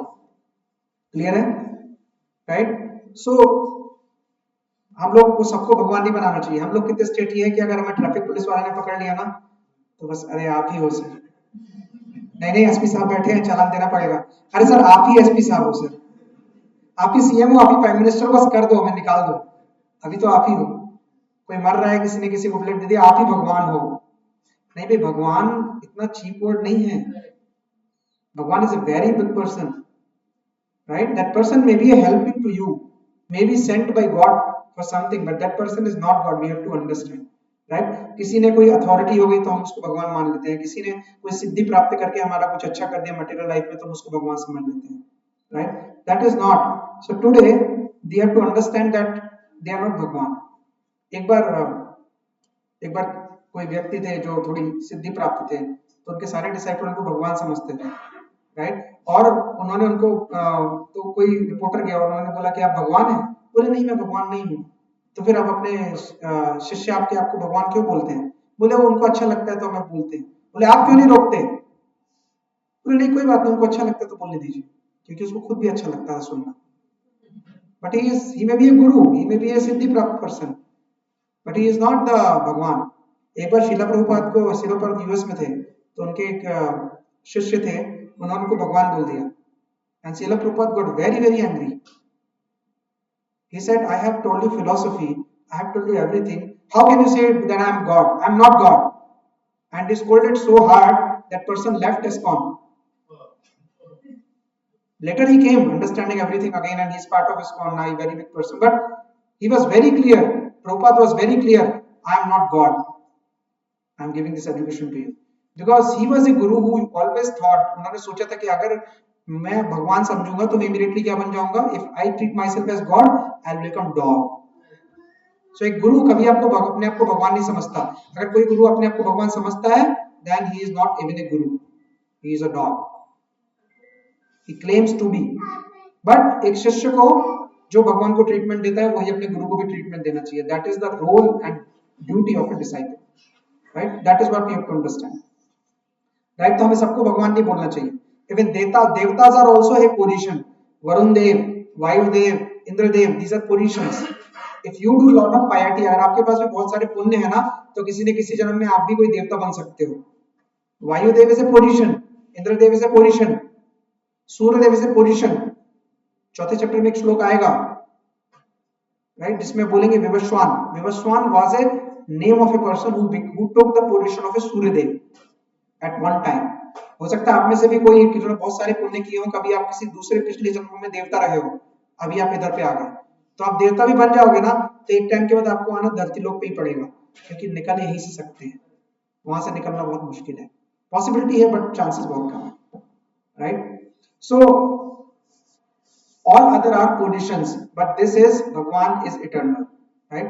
So Krishna is all source of devi and devta and even he is the source of Narayana and Vishnu also. अभी एक्चुअली बहुत सारा पॉपुलर कंसेप्शन है that Krishna comes from Vishnu, but truth ये है कि Krishna is the supreme personality of Godhead and Vishnu and other Narayana are expansion from Krishna. That will come very deep in the Bhagavatam if we all get a chance to read at any point of time. Okay, any questions? So Sanjay is understanding who is Bhagwan, and that is why he is saying Shri Bhagwan Uvacha, right? So let's move further. So purport by Srila Prabhupada. Srila Prabhupada ki jai. Okay. So Krishna and the Supreme Personality of Godhead are identical. Therefore, Lord Krishna is referred as Bhagwan through Bhagavad Gita. And Bhagwan is the ultimate in the absolute truth. Absolute truth is realized in three phases of understanding. अब थोड़ा सा technical जा रहे हैं. So जो भगवान उनके होते हैं ना, उनके थ्री फेजेस होते हैं अंडरस्टैंड करने के, राइट. नेमली तीन होते हैं, Bhagwan, Brahman which is all pervading spirit, Paramatma जो हमारे सबके हृदय में है लोकलाइज, एंड थर्ड इज भगवान जो सुप्रीम पर्सनालिटी ऑफ गॉडहेड है, राइट. तो यहाँ पे एक वर्ड यूज किया गया है, okay, we'll go to that later. Okay, so in Srimad Bhagavad Gita यहाँ पे एक श्लोक आता है, एक वर्स आता है which is like this: वदन्ति तत्त्वविदस् तत्त्वं यज्ञानम् अव्ययम् ब्रह्मेति परमात्मेति भगवानिति सप्यते. तो श्लोक क्या बोलता है? श्लोक बोलता है कि The absolute truth is realized in three phases of understanding. अगर आपको भगवान को समझना है तो आप तीन स्टेजेस में समझ सकते हो, तीन फेज में. पहला क्या है, और ये सारे बराबर हैं, कोई डिफरेंस नहीं है. Such phases of the absolute truth are expressed as ब्रह्मन, परमात्मा एंड भगवान. तो कई बार आपने सुना होगा कि हम लाइट में मिल जाएंगे, when we die we will merge into some light. People say ना, योगी एंड ज्ञानी, that is called Brahman. And Brahman is nothing but the effulgence of the God, भगवान का तेज, राइट. लेकिन वो एक्चुअल भगवान नहीं है, that is only tej. But they have insufficient knowledge and that is why they are not able to understand Bhagwan. Clear? And then second is Paramatma. So परमात्मा means, who is परमात्मा? भगवान का एक फॉर्म होता है जो हम सबके हृदय में रहता है. Every soul has a companion called super soul, जो उनको गाइड करती है, जो हम सब जीवों के हृदय में होता है, इवन एनिमल्स में भी होता है. Every creature which has life, ये परमात्मा will be there guiding him. एक मच्छर भी है ना, तो उसका भी जो हार्ट है ना, उसमें परमात्मा रहेंगे, ही विल बी देयर. हाँ, so atma is like we, Paramatma is super soul, that is there within us, each one of us. So whenever we do anything wrong, Paramatma guides us, he gives the hint. Now if we want to use our free will to do even that wrong thing, still right thing, still it's our free will. Bhagwan सबको एक free will देते हैं, इच्छा शक्ति देते हैं कि आप कुछ भी डिजायर कर सकते हो, और आप उस डिजायर को पूरा करने की कोशिश कर सकते हो। भगवान वो कभी आपसे वापस नहीं लेते। God can take anything from you, but God does not take your free will anytime. He does not take any time your free will. You can do whatever you want to do. Whatever is you are, of course, you are in a controlled environment. You can perform anything according to your will, but He will still guide you. Right? So यहाँ पे जो second वाला portion है ना परमात्मा, वो हमारे हृदय में है। एंड थर्ड होता है भगवान, who is already sitting in, always sitting in Vaikuntha. He is always there. He was always there. He will always be there. That's why. Right? So इसको कैसे समझते हैं? इसको ऐसे समझ सकते हैं कि जैसे प्रभुपाद आगे एक्सप्लेन करते हैं, the three divine aspect can be explained by the example of his son, who has three different aspect. यानी सन जो होता है ना, सन के तीन फॉर्म होते हैं। पहला क्या है? सन साइन यानी धूप, सन सरफेस, सन का surface, and sun planet itself यानी कि सूर्य का प्लेनेट। राइट? अब जैसे मान लो कि आपके घर में सुबह सुबह आपने विंडो ओपन की और सनलाइट आ गई, तो आप क्या बोलते हो? सूरज आ गया। राइट? Sun is come. क्या एक्चुअली में सन आता है? तो क्या आता है? सनलाइट आती है। धूप आता है लेकिन सन नहीं आता। That is his energy and effulgence that comes, but actual sun does not come. तो जिन लोगों की अंडरस्टैंडिंग होती है ना कि हम किसी लाइट में मिल जाएंगे, हम व्याप्त हो जाएंगे, that is called Brahman. And वो ब्रह्मन जो है ना, जो उसको लोग दिव्य ज्योति भी बोलते हैं, ज्योति भी बोलते हैं, that is not the Bhagwan himself, that is only the effulgence. Bhagwan का सिर्फ तेज होता है, उनकी रोशनी होती है, क्योंकि जो जहां पे रहेगा उसका तेज भी वहां रहेगा। जैसे लाइट जली है तो उसका लाइट का हर जगह प्रकाश फैलेगा, like that. So that is only knowing about the sunlight. But एक दूसरा क्या होगा? Going to the sun surface materially, right? Of course we cannot go there because we will melt, because lot of temperature is there, but if you are able to reach that place, that is you are able to reach that person. That is second level of समझ सकते हो परमात्मा, which is in your heart only. And third is real Bhagwan, which is real sun planet, which we cannot perceive with this eyes. There is a different sun planet that is there, and their sun god is there. Even आपको ये पता होना चाहिए कि even science has proven now कि fire में भी bacteria होते हैं। What does it indicate? कि फायर में भी जीवन होता है। What indicates? कि फायर में भी वो जो जीव है उसमें आत्मा होती है। What does it indicate? कि उस आत्मा के साथ कौन होगा? परमात्मा भी होगा। बट अब कहते हैं ना कि जैसे चांद पे जीवन नहीं है। चांद पे जीवन है कि नहीं है? है। We are not able to perceive as human. There will be, so जीवन का मतलब सिर्फ मटेरियल बॉडी नहीं होती। Even somebody who is having only subtle body like Bhut and Pichas, they also have a life. And even the degree to which your subtle body is developed, you can even take the form of that jiva also. So हमारे को तो पता ही नहीं है कितने जीव हैं। There can be infinite bacteria even in this room also, and they are also jiva. But the only thing is we cannot perceive them with our material eyes, because how many defects we have? We have 4 defects, which we talked in last class. याद है ना? Right? So हम judgmental नहीं हो सकते उन चीजों के लिए। तो ये भगवान को इतना समझना इतना आसान नहीं है कि भाई हमें भगवान दिखाओ तो मानेंगे भगवान है।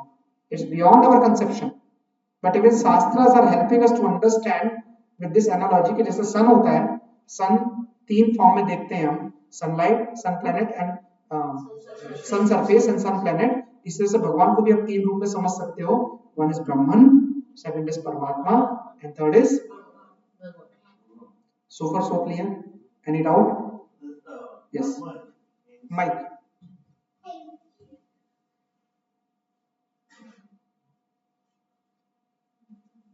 Yes, ऑन करना पड़ेगा।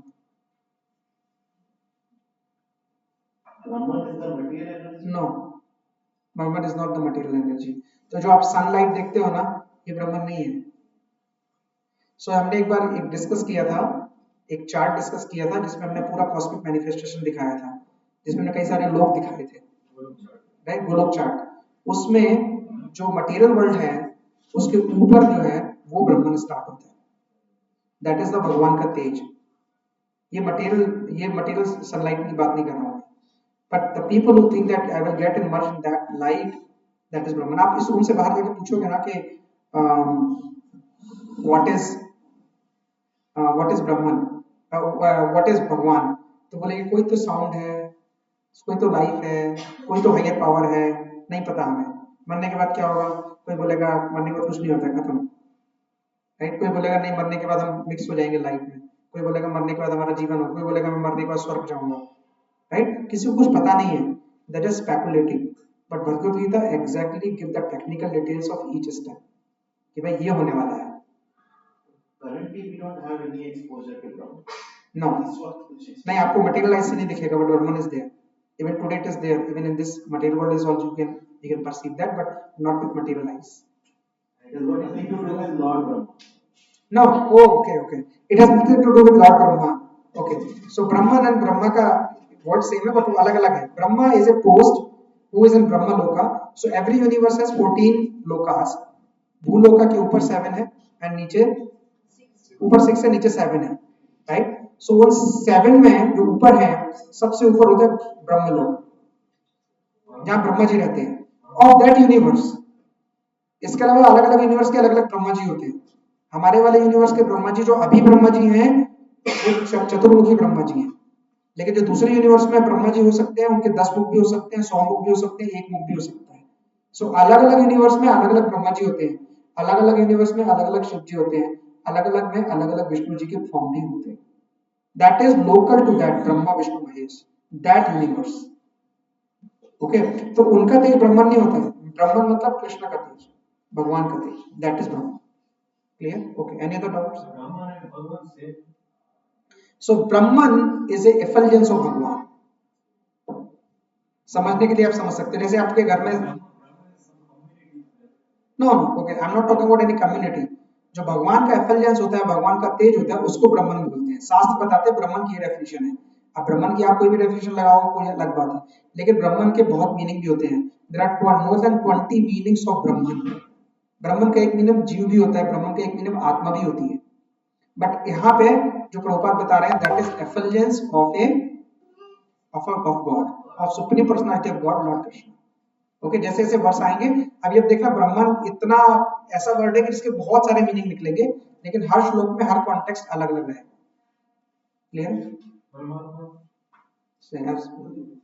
तो ये आप मतलब रागनी का फोन कर सकते हैं, वो ऑफरिंग के लिए कर लेंगे। एंड आई थिंक आपको जाना पड़ेगा वो लाने के लिए, उसकी भी ऑफरिंग करनी है, केक या सॉरी।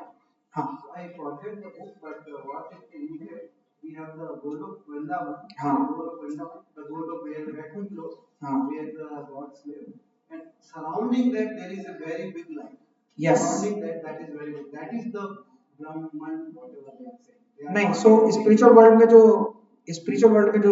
ओके, तो एक okay, since you are asking now, I didn't want to have the discussion now. Chapter 15 में एक श्लोक आता है, ना तद्भास्यते सूर्यो न शशांको न पावका यत्त्वा न निवर्तन्ते ततधाम परमं मम। बोलते हैं कि जहां पे ना तो सूरज की रोशनी होती है, ना चंद्रमा की रोशनी होती है, ना अग्नि की रोशनी होती है, ना इलेक्ट्रिसिटी की रोशनी होती है, वहां मेरी रोशनी होती है, वो मेरा धाम है। वहां आओगे तो कभी वापस नहीं जाओगे। तो और ये चीज सिर्फ भगवत गीता में नहीं है, ये चीज बाइबल में भी है, ये चीज कुरान में भी है कि भगवान का घर जहाँ पे है, वहां पे सूर्य चंद्र की रोशनी की आवश्यकता नहीं है, उनका अपना ही तेज चलता है। That is there. सो हम ऐसे इजीली कंसेप्टलाइज नहीं कर सकते, बट वो जो गोलोक चार्ट दिखाया था, that is build on the teachings of Bhagavat Gita, understood from Bhagavatam, Srimad Bhagavatam. तो श्रीमद् भागवतम से बनाया गया है। तो जो स्पिरिचुअल वर्ल्ड जो होता है और जो मटेरियल वर्ल्ड होता है, 3/4 of this world is spiritual world and whatever you see is only material world, 1/4। अब आप सोचो, हमारा कंट्री है, उसके ऊपर वर्ल्ड है, उस अर्थ के ऊपर सोलर सिस्टम है, उस सोलर सिस्टम के अंदर ऊपर क्या है, एक गैलेक्सी है, फिर मल्टीपल गैलेक्सीज मिला के एक एरिया है, मिल्की वे है, ऐसे कई मिल्की वे मिला के एक यूनिवर्स बनता है, और ऐसे इनफाइनाइट यूनिवर्स हैं। दैट्स व्हाई आपने साइंटिफिक थ्योरी सुनी है, मल्टीवर्स। अभी मल्टीवर्स थ्योरी आ रही है ना, दैट इज द और ये सब चीज अभी आ रही है। अभी सन, मून, ये सोलर सिस्टम हमारे को 300-400-500 साल में पता है, लेकिन शास्त्र तो कई हजार साल पहले लिखे गए ना। आप सोचो कितनी कितनी ट्रुथनेस है उसके अंदर, क्योंकि वही रियलिटी है, but people are not ready to accept, right. So वो जो यूनिवर्स है, वो यूनिवर्स भगवान के रोम से निकला है, और ऐसे सारे यूनिवर्स को मिला के पूरे कॉस्मिक मैनिफेस्टेशन का सिर्फ 1/4 होता है। तो आप सोचो स्पिरिचुअल वर्ल्ड कितना बड़ा होगा। And that is what Lord Krishna will tell in this Bhagavad Gita, that how big is that spiritual world and how big is that particular, and where I am calling you to come back. That is there.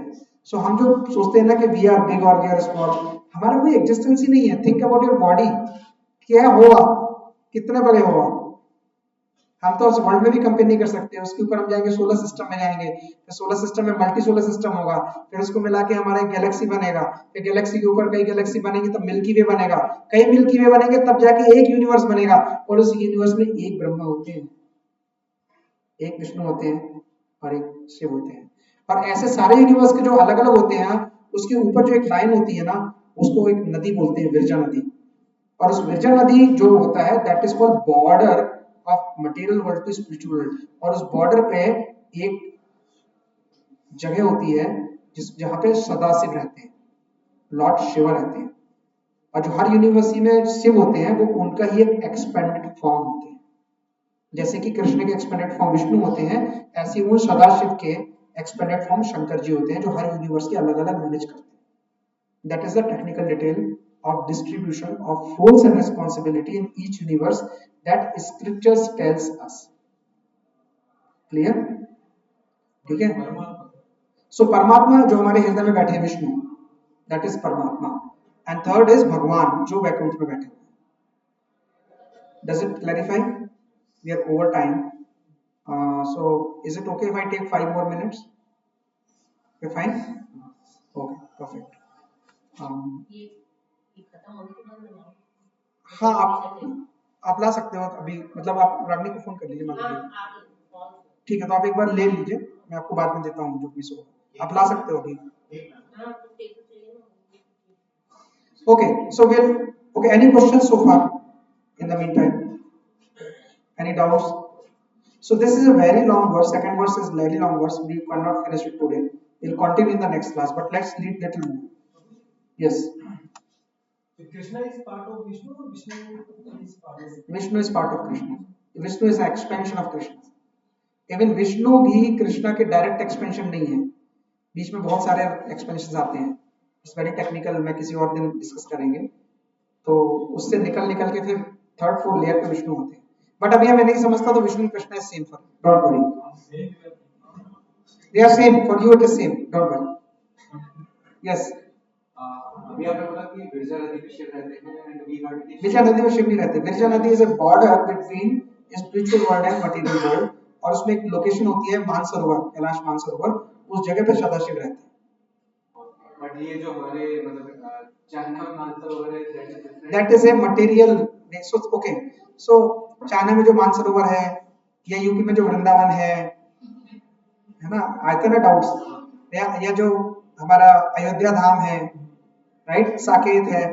देखिए ये सारी जगह जो material world में है ना, these are expansions of those places that have potency of the similar places, but you may not be able to experience, क्योंकि हम उतने प्योर नहीं है। समझ रहे हो? जैसे इस रूम में अगर मैं एक होल कर दूं पीछे की तरफ, और उससे सनलाइट आएगी, और बहुत छोटा सा होल करूं, तो आप उस सनलाइट में देखोगे कि बहुत सारे डॉट्स उड़ रहे हैं डस्ट के, वो अभी भी उड़ रहे हैं, लेकिन आपको दिख नहीं रहे हैं। सिमिलरली जो कैलाश मानसरोवर है चाइना में, जहाँ पे भी है, या अयोध्या है, या वृंदावन है, these are actual expansions of Lord's residence only, but we do not feel that because we are not pure. The moment we are pure, we can see the beauty and the significance and the potency of those places. अभी हमें वृंदावन जाएंगे तो क्या दिखेगा? यहाँ पे shop है, वहाँ पे पान खा रहे हैं, वहाँ पे बीड़ी फूक रहे हैं, राइट, यहाँ पे पॉकेट मार भी है, बिकॉज हमारी कॉन्शियसनेस उतनी ही है। But the more become we pure, we can feel that bliss when we enter Vrindavan, क्योंकि वहां भगवान चले हैं। शास्त्र कहते हैं कि जब देवता आते हैं ना, तो जो देवता होते हैं ना, वो देवता इस धरती पे पैर नहीं रखते, they do not touch this earth because this earth is very impure, they feel बहुत सागर है, वो इससे ऊपर ही चलते हैं थोड़ा। लेकिन जो भगवान है, ही इज सो कंपैशनेट कि वो इस जगह पे आए, इस वृंदावन में लीलाएं करी, यहीं खेला, यहीं पे चले, इसी धूल में लौटे, और फिर वो हम चले गए, हमें message they. That is the compassion God has. लेकिन देवता से very careful, right? So that is the compassion that God has for us, इसलिए हमें वो फील नहीं होता अभी। Okay, so that is multi universe theory, कि बहुत सारे यूनिवर्सेस हैं, हर यूनिवर्सेस में अलग अलग ब्रह्मा विष्णु महेश हैं, उनका अलग अलग रोल है, अलग अलग जॉब है, अलग अलग कंट्रोल है। क्लियर? और कोई डाउट? यस माता जी, माइक ले लीजिए माता जी।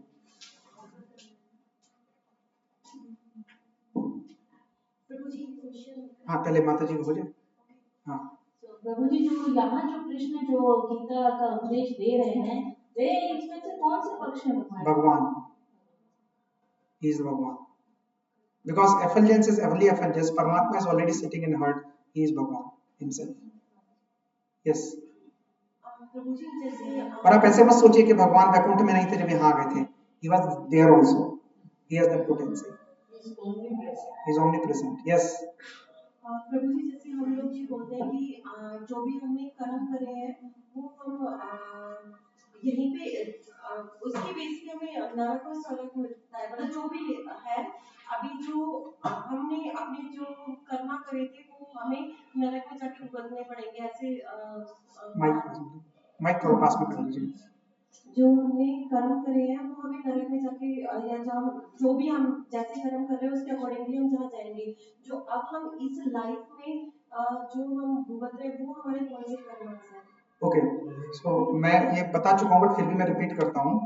दो चीजें होती है, एक होता है फेट, होता है कि फ्री विल। हम कहते हैं भाग्य, हमारा भाग्य खराब है, उसका भाग्य अच्छा है, बोलते हैं ना ऐसे।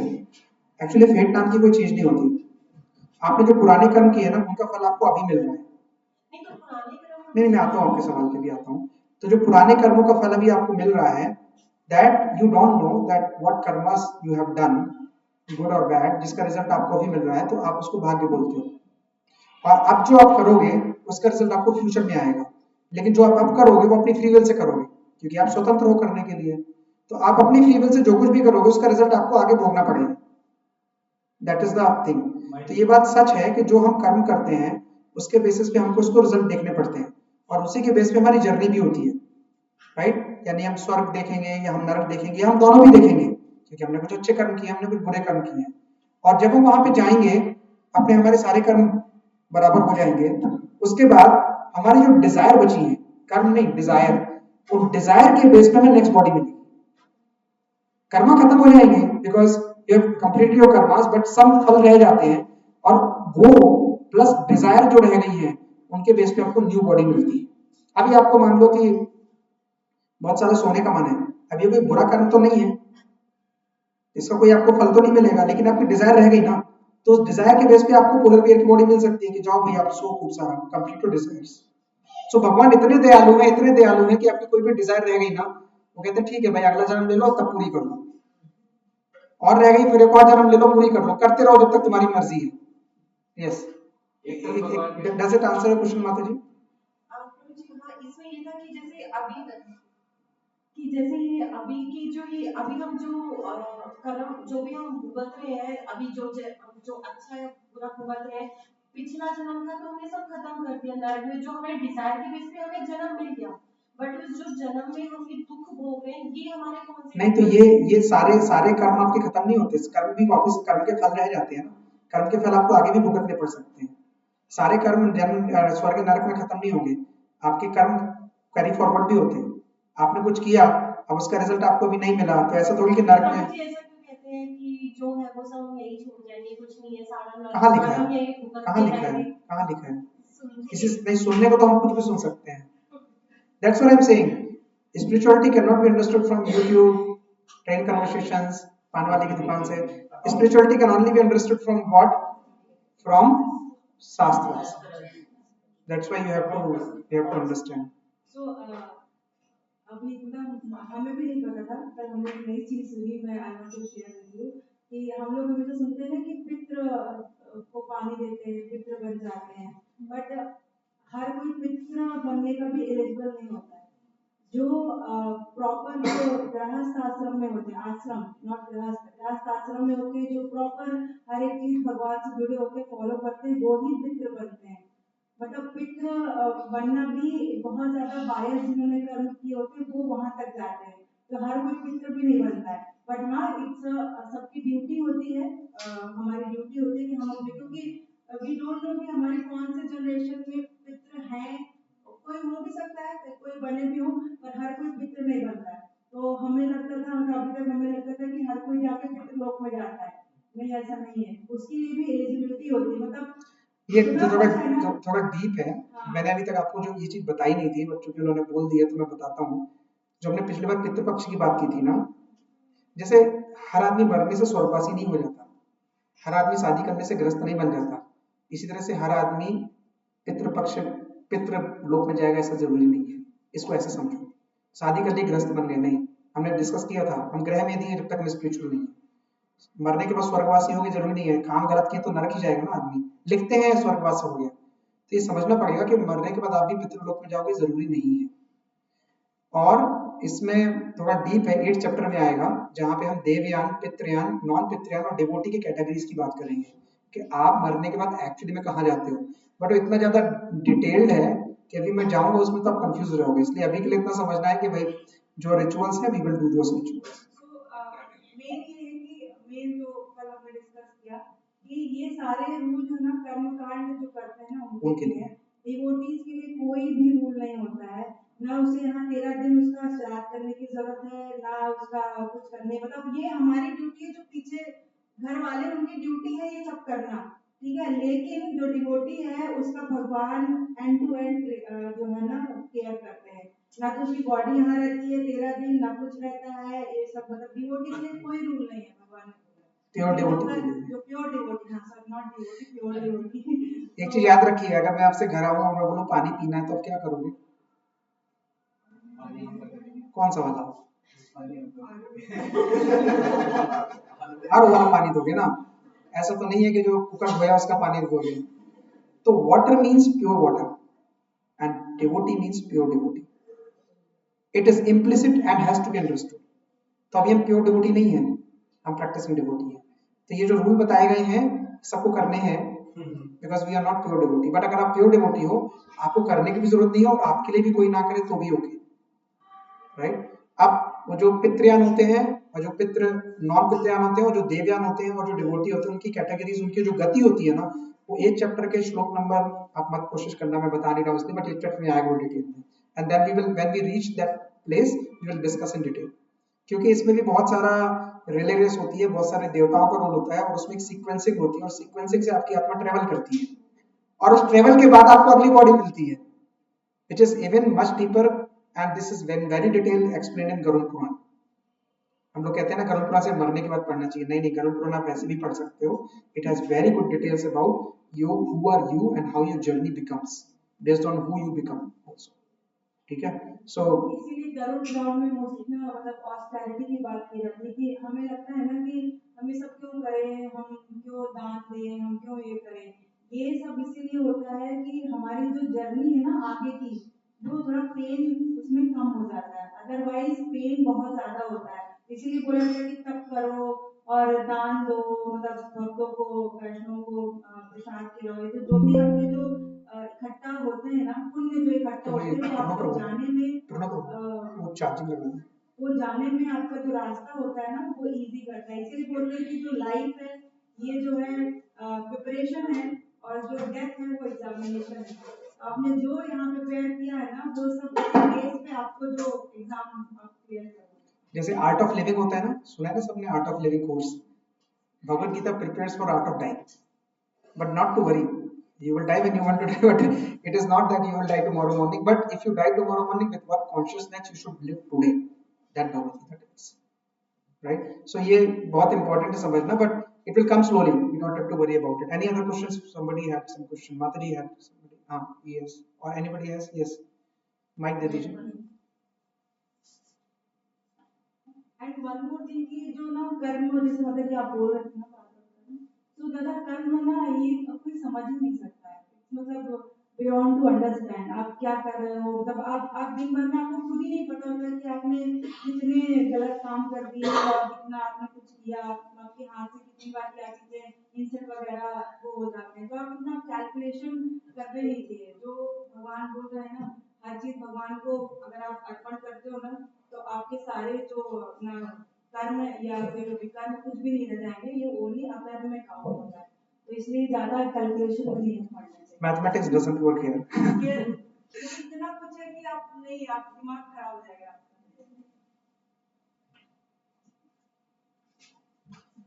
My question is, ये जो हमारी डिजायर के बेस पे हमें नेक्स्ट बॉडी मिलती है, तो भगवान से नलीफाई क्यों नहीं करते हैं? भगवान wants to come back to our home. Because he can never take one thing that is called free will. You had a will, you had a desire. Unfortunately, you did not deserve in this lifetime. तो अगले life time में deserve कराएंगे और फिर देंगे आपको, क्योंकि आपकी डिजायर है ना। अपनी डिजायर मत करो फिर वैसे। This whole exercise is purification of your desire only. ये जो हम कर रहे हैं ना, जो गरुड़ पुराण में लिखा है, जैसे उन्होंने बोला पूरा विष्णु, हम वही कर रहे हैं जो उसमें लिखा है, ABCD इज दैट ओनली। अब आप यहाँ पे क्लास में आते हो, आपको नहीं लगता कि आपकी थोड़ी अननेसेसरी डिजायर कम हुई है, बेकार की डिजायर जो कुछ नहीं कम हुई है ना। This whole process is that only कि आपकी धीरे धीरे जब डिजायर प्योरीफाई होगी तो आपकी डिजायर सही तरफ जाएगी, और जब आपकी डिजायर सही तरफ जाएगी तो आपको अपने आप ही पता चलेगा। फिर भगवान एक टाइम ऐसा आएगा जब आपको सही डिजायर्स होंगी तो भगवान कहेंगे हाँ भाई इसकी डिजायर मेरे पास आने की है, अब इस मटेरियल वर्ल्ड में कुछ और एंजॉय करने की नहीं है, it's okay, let him take back. That's the real aim of Bhagavat Gita, to go back to Godhead. Prabhupada ने जब शुरू के दिनों में ना, जब वो स्ट्रगल कर रहे थे ना, तो उन्होंने एक मैगजीन निकाली थी। उस मैगजीन का नाम पता क्या था? बैक टू गॉड हैड, भगवत धाम कैसे जाएं। That was the meaning of this. अभी आपने कोई डिजायर करी कि यार मुझे मारुति मुझे मर्सिडीज चाहिए, अभी अगर हम जीवन में मर्सिडीज नहीं खरीद पाए तो किसी न किसी जन्म में वो लिख दिया गया आपको मर्सिडीज मिलेगी, आप इतना पैसा कमाओगे मर्सिडीज मिलेगी, आपकी डिजायर पूरी होगी। फिर मर्सिडीज के बाद अगर उस जन्म में हेलीकॉप्टर मांग लिया तो और 200-400 जन्म लग जाएंगे। So the point is this, we have to be very careful. Even human को छोड़ो, जो योगी महात्मा होते हैं ना, उन लोग के भी ये फंस जाते हैं। वो लोग जाके हिमालय पे बैठते हैं और जैसे सिद्धि मिलती है ना, वो अपने आप को भगवान समझने लगते हैं और बोलते हैं सिद्धि से मैं कुछ भी कर सकता हूँ, और उस चक्कर में वो अपने नए कर्मास क्रिएट करने लगते हैं। अगर आपकी प्रॉब्लम बॉडी की किसी ने अपनी सिद्धि से सही कर भी दी तो वो कितने दिन तक सही रहेगी? इस जन्म तक ना। अगले जन्म में क्या सब कुछ रीसेट होने वाला है, other than your desires and souls and experiences, क्योंकि सटल बॉडी साथ में चिपकी हुई है। ये इतना आसान नहीं है सटल बॉडी को समझना, बट अगर आप भगवत गीता पढ़ोगे, धीरे धीरे ABCD करोगे, आपको क्लैरिफाई होगा। लेकिन जब तक नहीं हो रहा, इसका मतलब ये नहीं कि हम डिजायर नहीं करेंगे। आप डिजायर करो, फुलफिल करो, बट ये सोचो कि यार डिजायर को फुलफिल करने के बाद मुझे मिला क्या? मैंने इतना कुछ खाने की इच्छा की, क्या हुआ? डायबिटीज हो गया। अगर मॉडरेट खाते, रेगुलेटेड खाते, अच्छा रहता। मैंने उतना कुछ उल्टा सीधा खाया, बीमारी हो गई। अगर आप शायद प्रसाद बना के खाते हाइजीनिक घर पे और भगवान को ऑफर करते तो आपको ये सब प्रॉब्लम नहीं झेलनी पड़ती। मैंने उल्टा सीधा कंटेंट देखा इंटरनेट पे या दुनिया भर के फेसबुक इंस्टाग्राम देखे, उससे जो भी है वो क्या हो रहा है, आपके दिमाग में सीड आ रहा है ना। मैं एक बार एक लेक्चर सुन रहा था हमारे पिछली बार टेम्पल में अबिट्स में, हिज ग्रेस वेदांत चैतन्य प्रभु का। वो बोलते हैं कि जो हम दिन भर में देखते हैं ना इलेक्ट्रॉनिक स्क्रीन पे अपने आसपास, ये सब ना एक माइन होती है, MINE माइंस। जैसे माइंस बिछाई जाती है जमीन में, जो माइन बिछा के ब्लास्ट करते हैं, तो ये हमारे माइंस होती हैं, ये हमारे माइंड में बैठती रहती है। और जैसे ही एक एनवायरनमेंट क्रिएट होता है, वो एक माइंड ब्लास्ट हो जाती है। जैसे किसी ने कुछ दारू पी और उसको अच्छा लगा, इसके बाद उसके दिमाग में एक्सपीरियंस खराब हुआ, नाली में भीग गया, छोड़ भी लगी, फाइन, लेकिन उसके दिमाग में बैठ गया यार इसको देख के ना मजा आता है। फिर अगेन जहाँ 4 यार मिल जाए वहीं तो हो जाता है। So that fructification happens at the time when you get that environment back again, and this is called the karma chakra, which will be deeply discussed in 3rd chapter. So you'll wait till that time. It is also a very deep chakra in which bijam is there, putam is there, karma is there, prarabdha is there, aprarabdha is there, and this will be discussed that each activity that you do, how it is instigated, initiated in your daytime.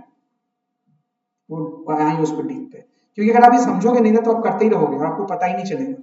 So those desires रह गई, इसलिए भगवान reset नहीं कर सकते।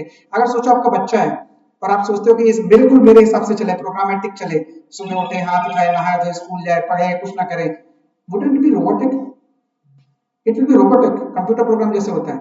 You will not enjoy, you will not enjoy your child then. So भगवान भी रस चाहते हैं. He also want to enjoy. He is giving you free will.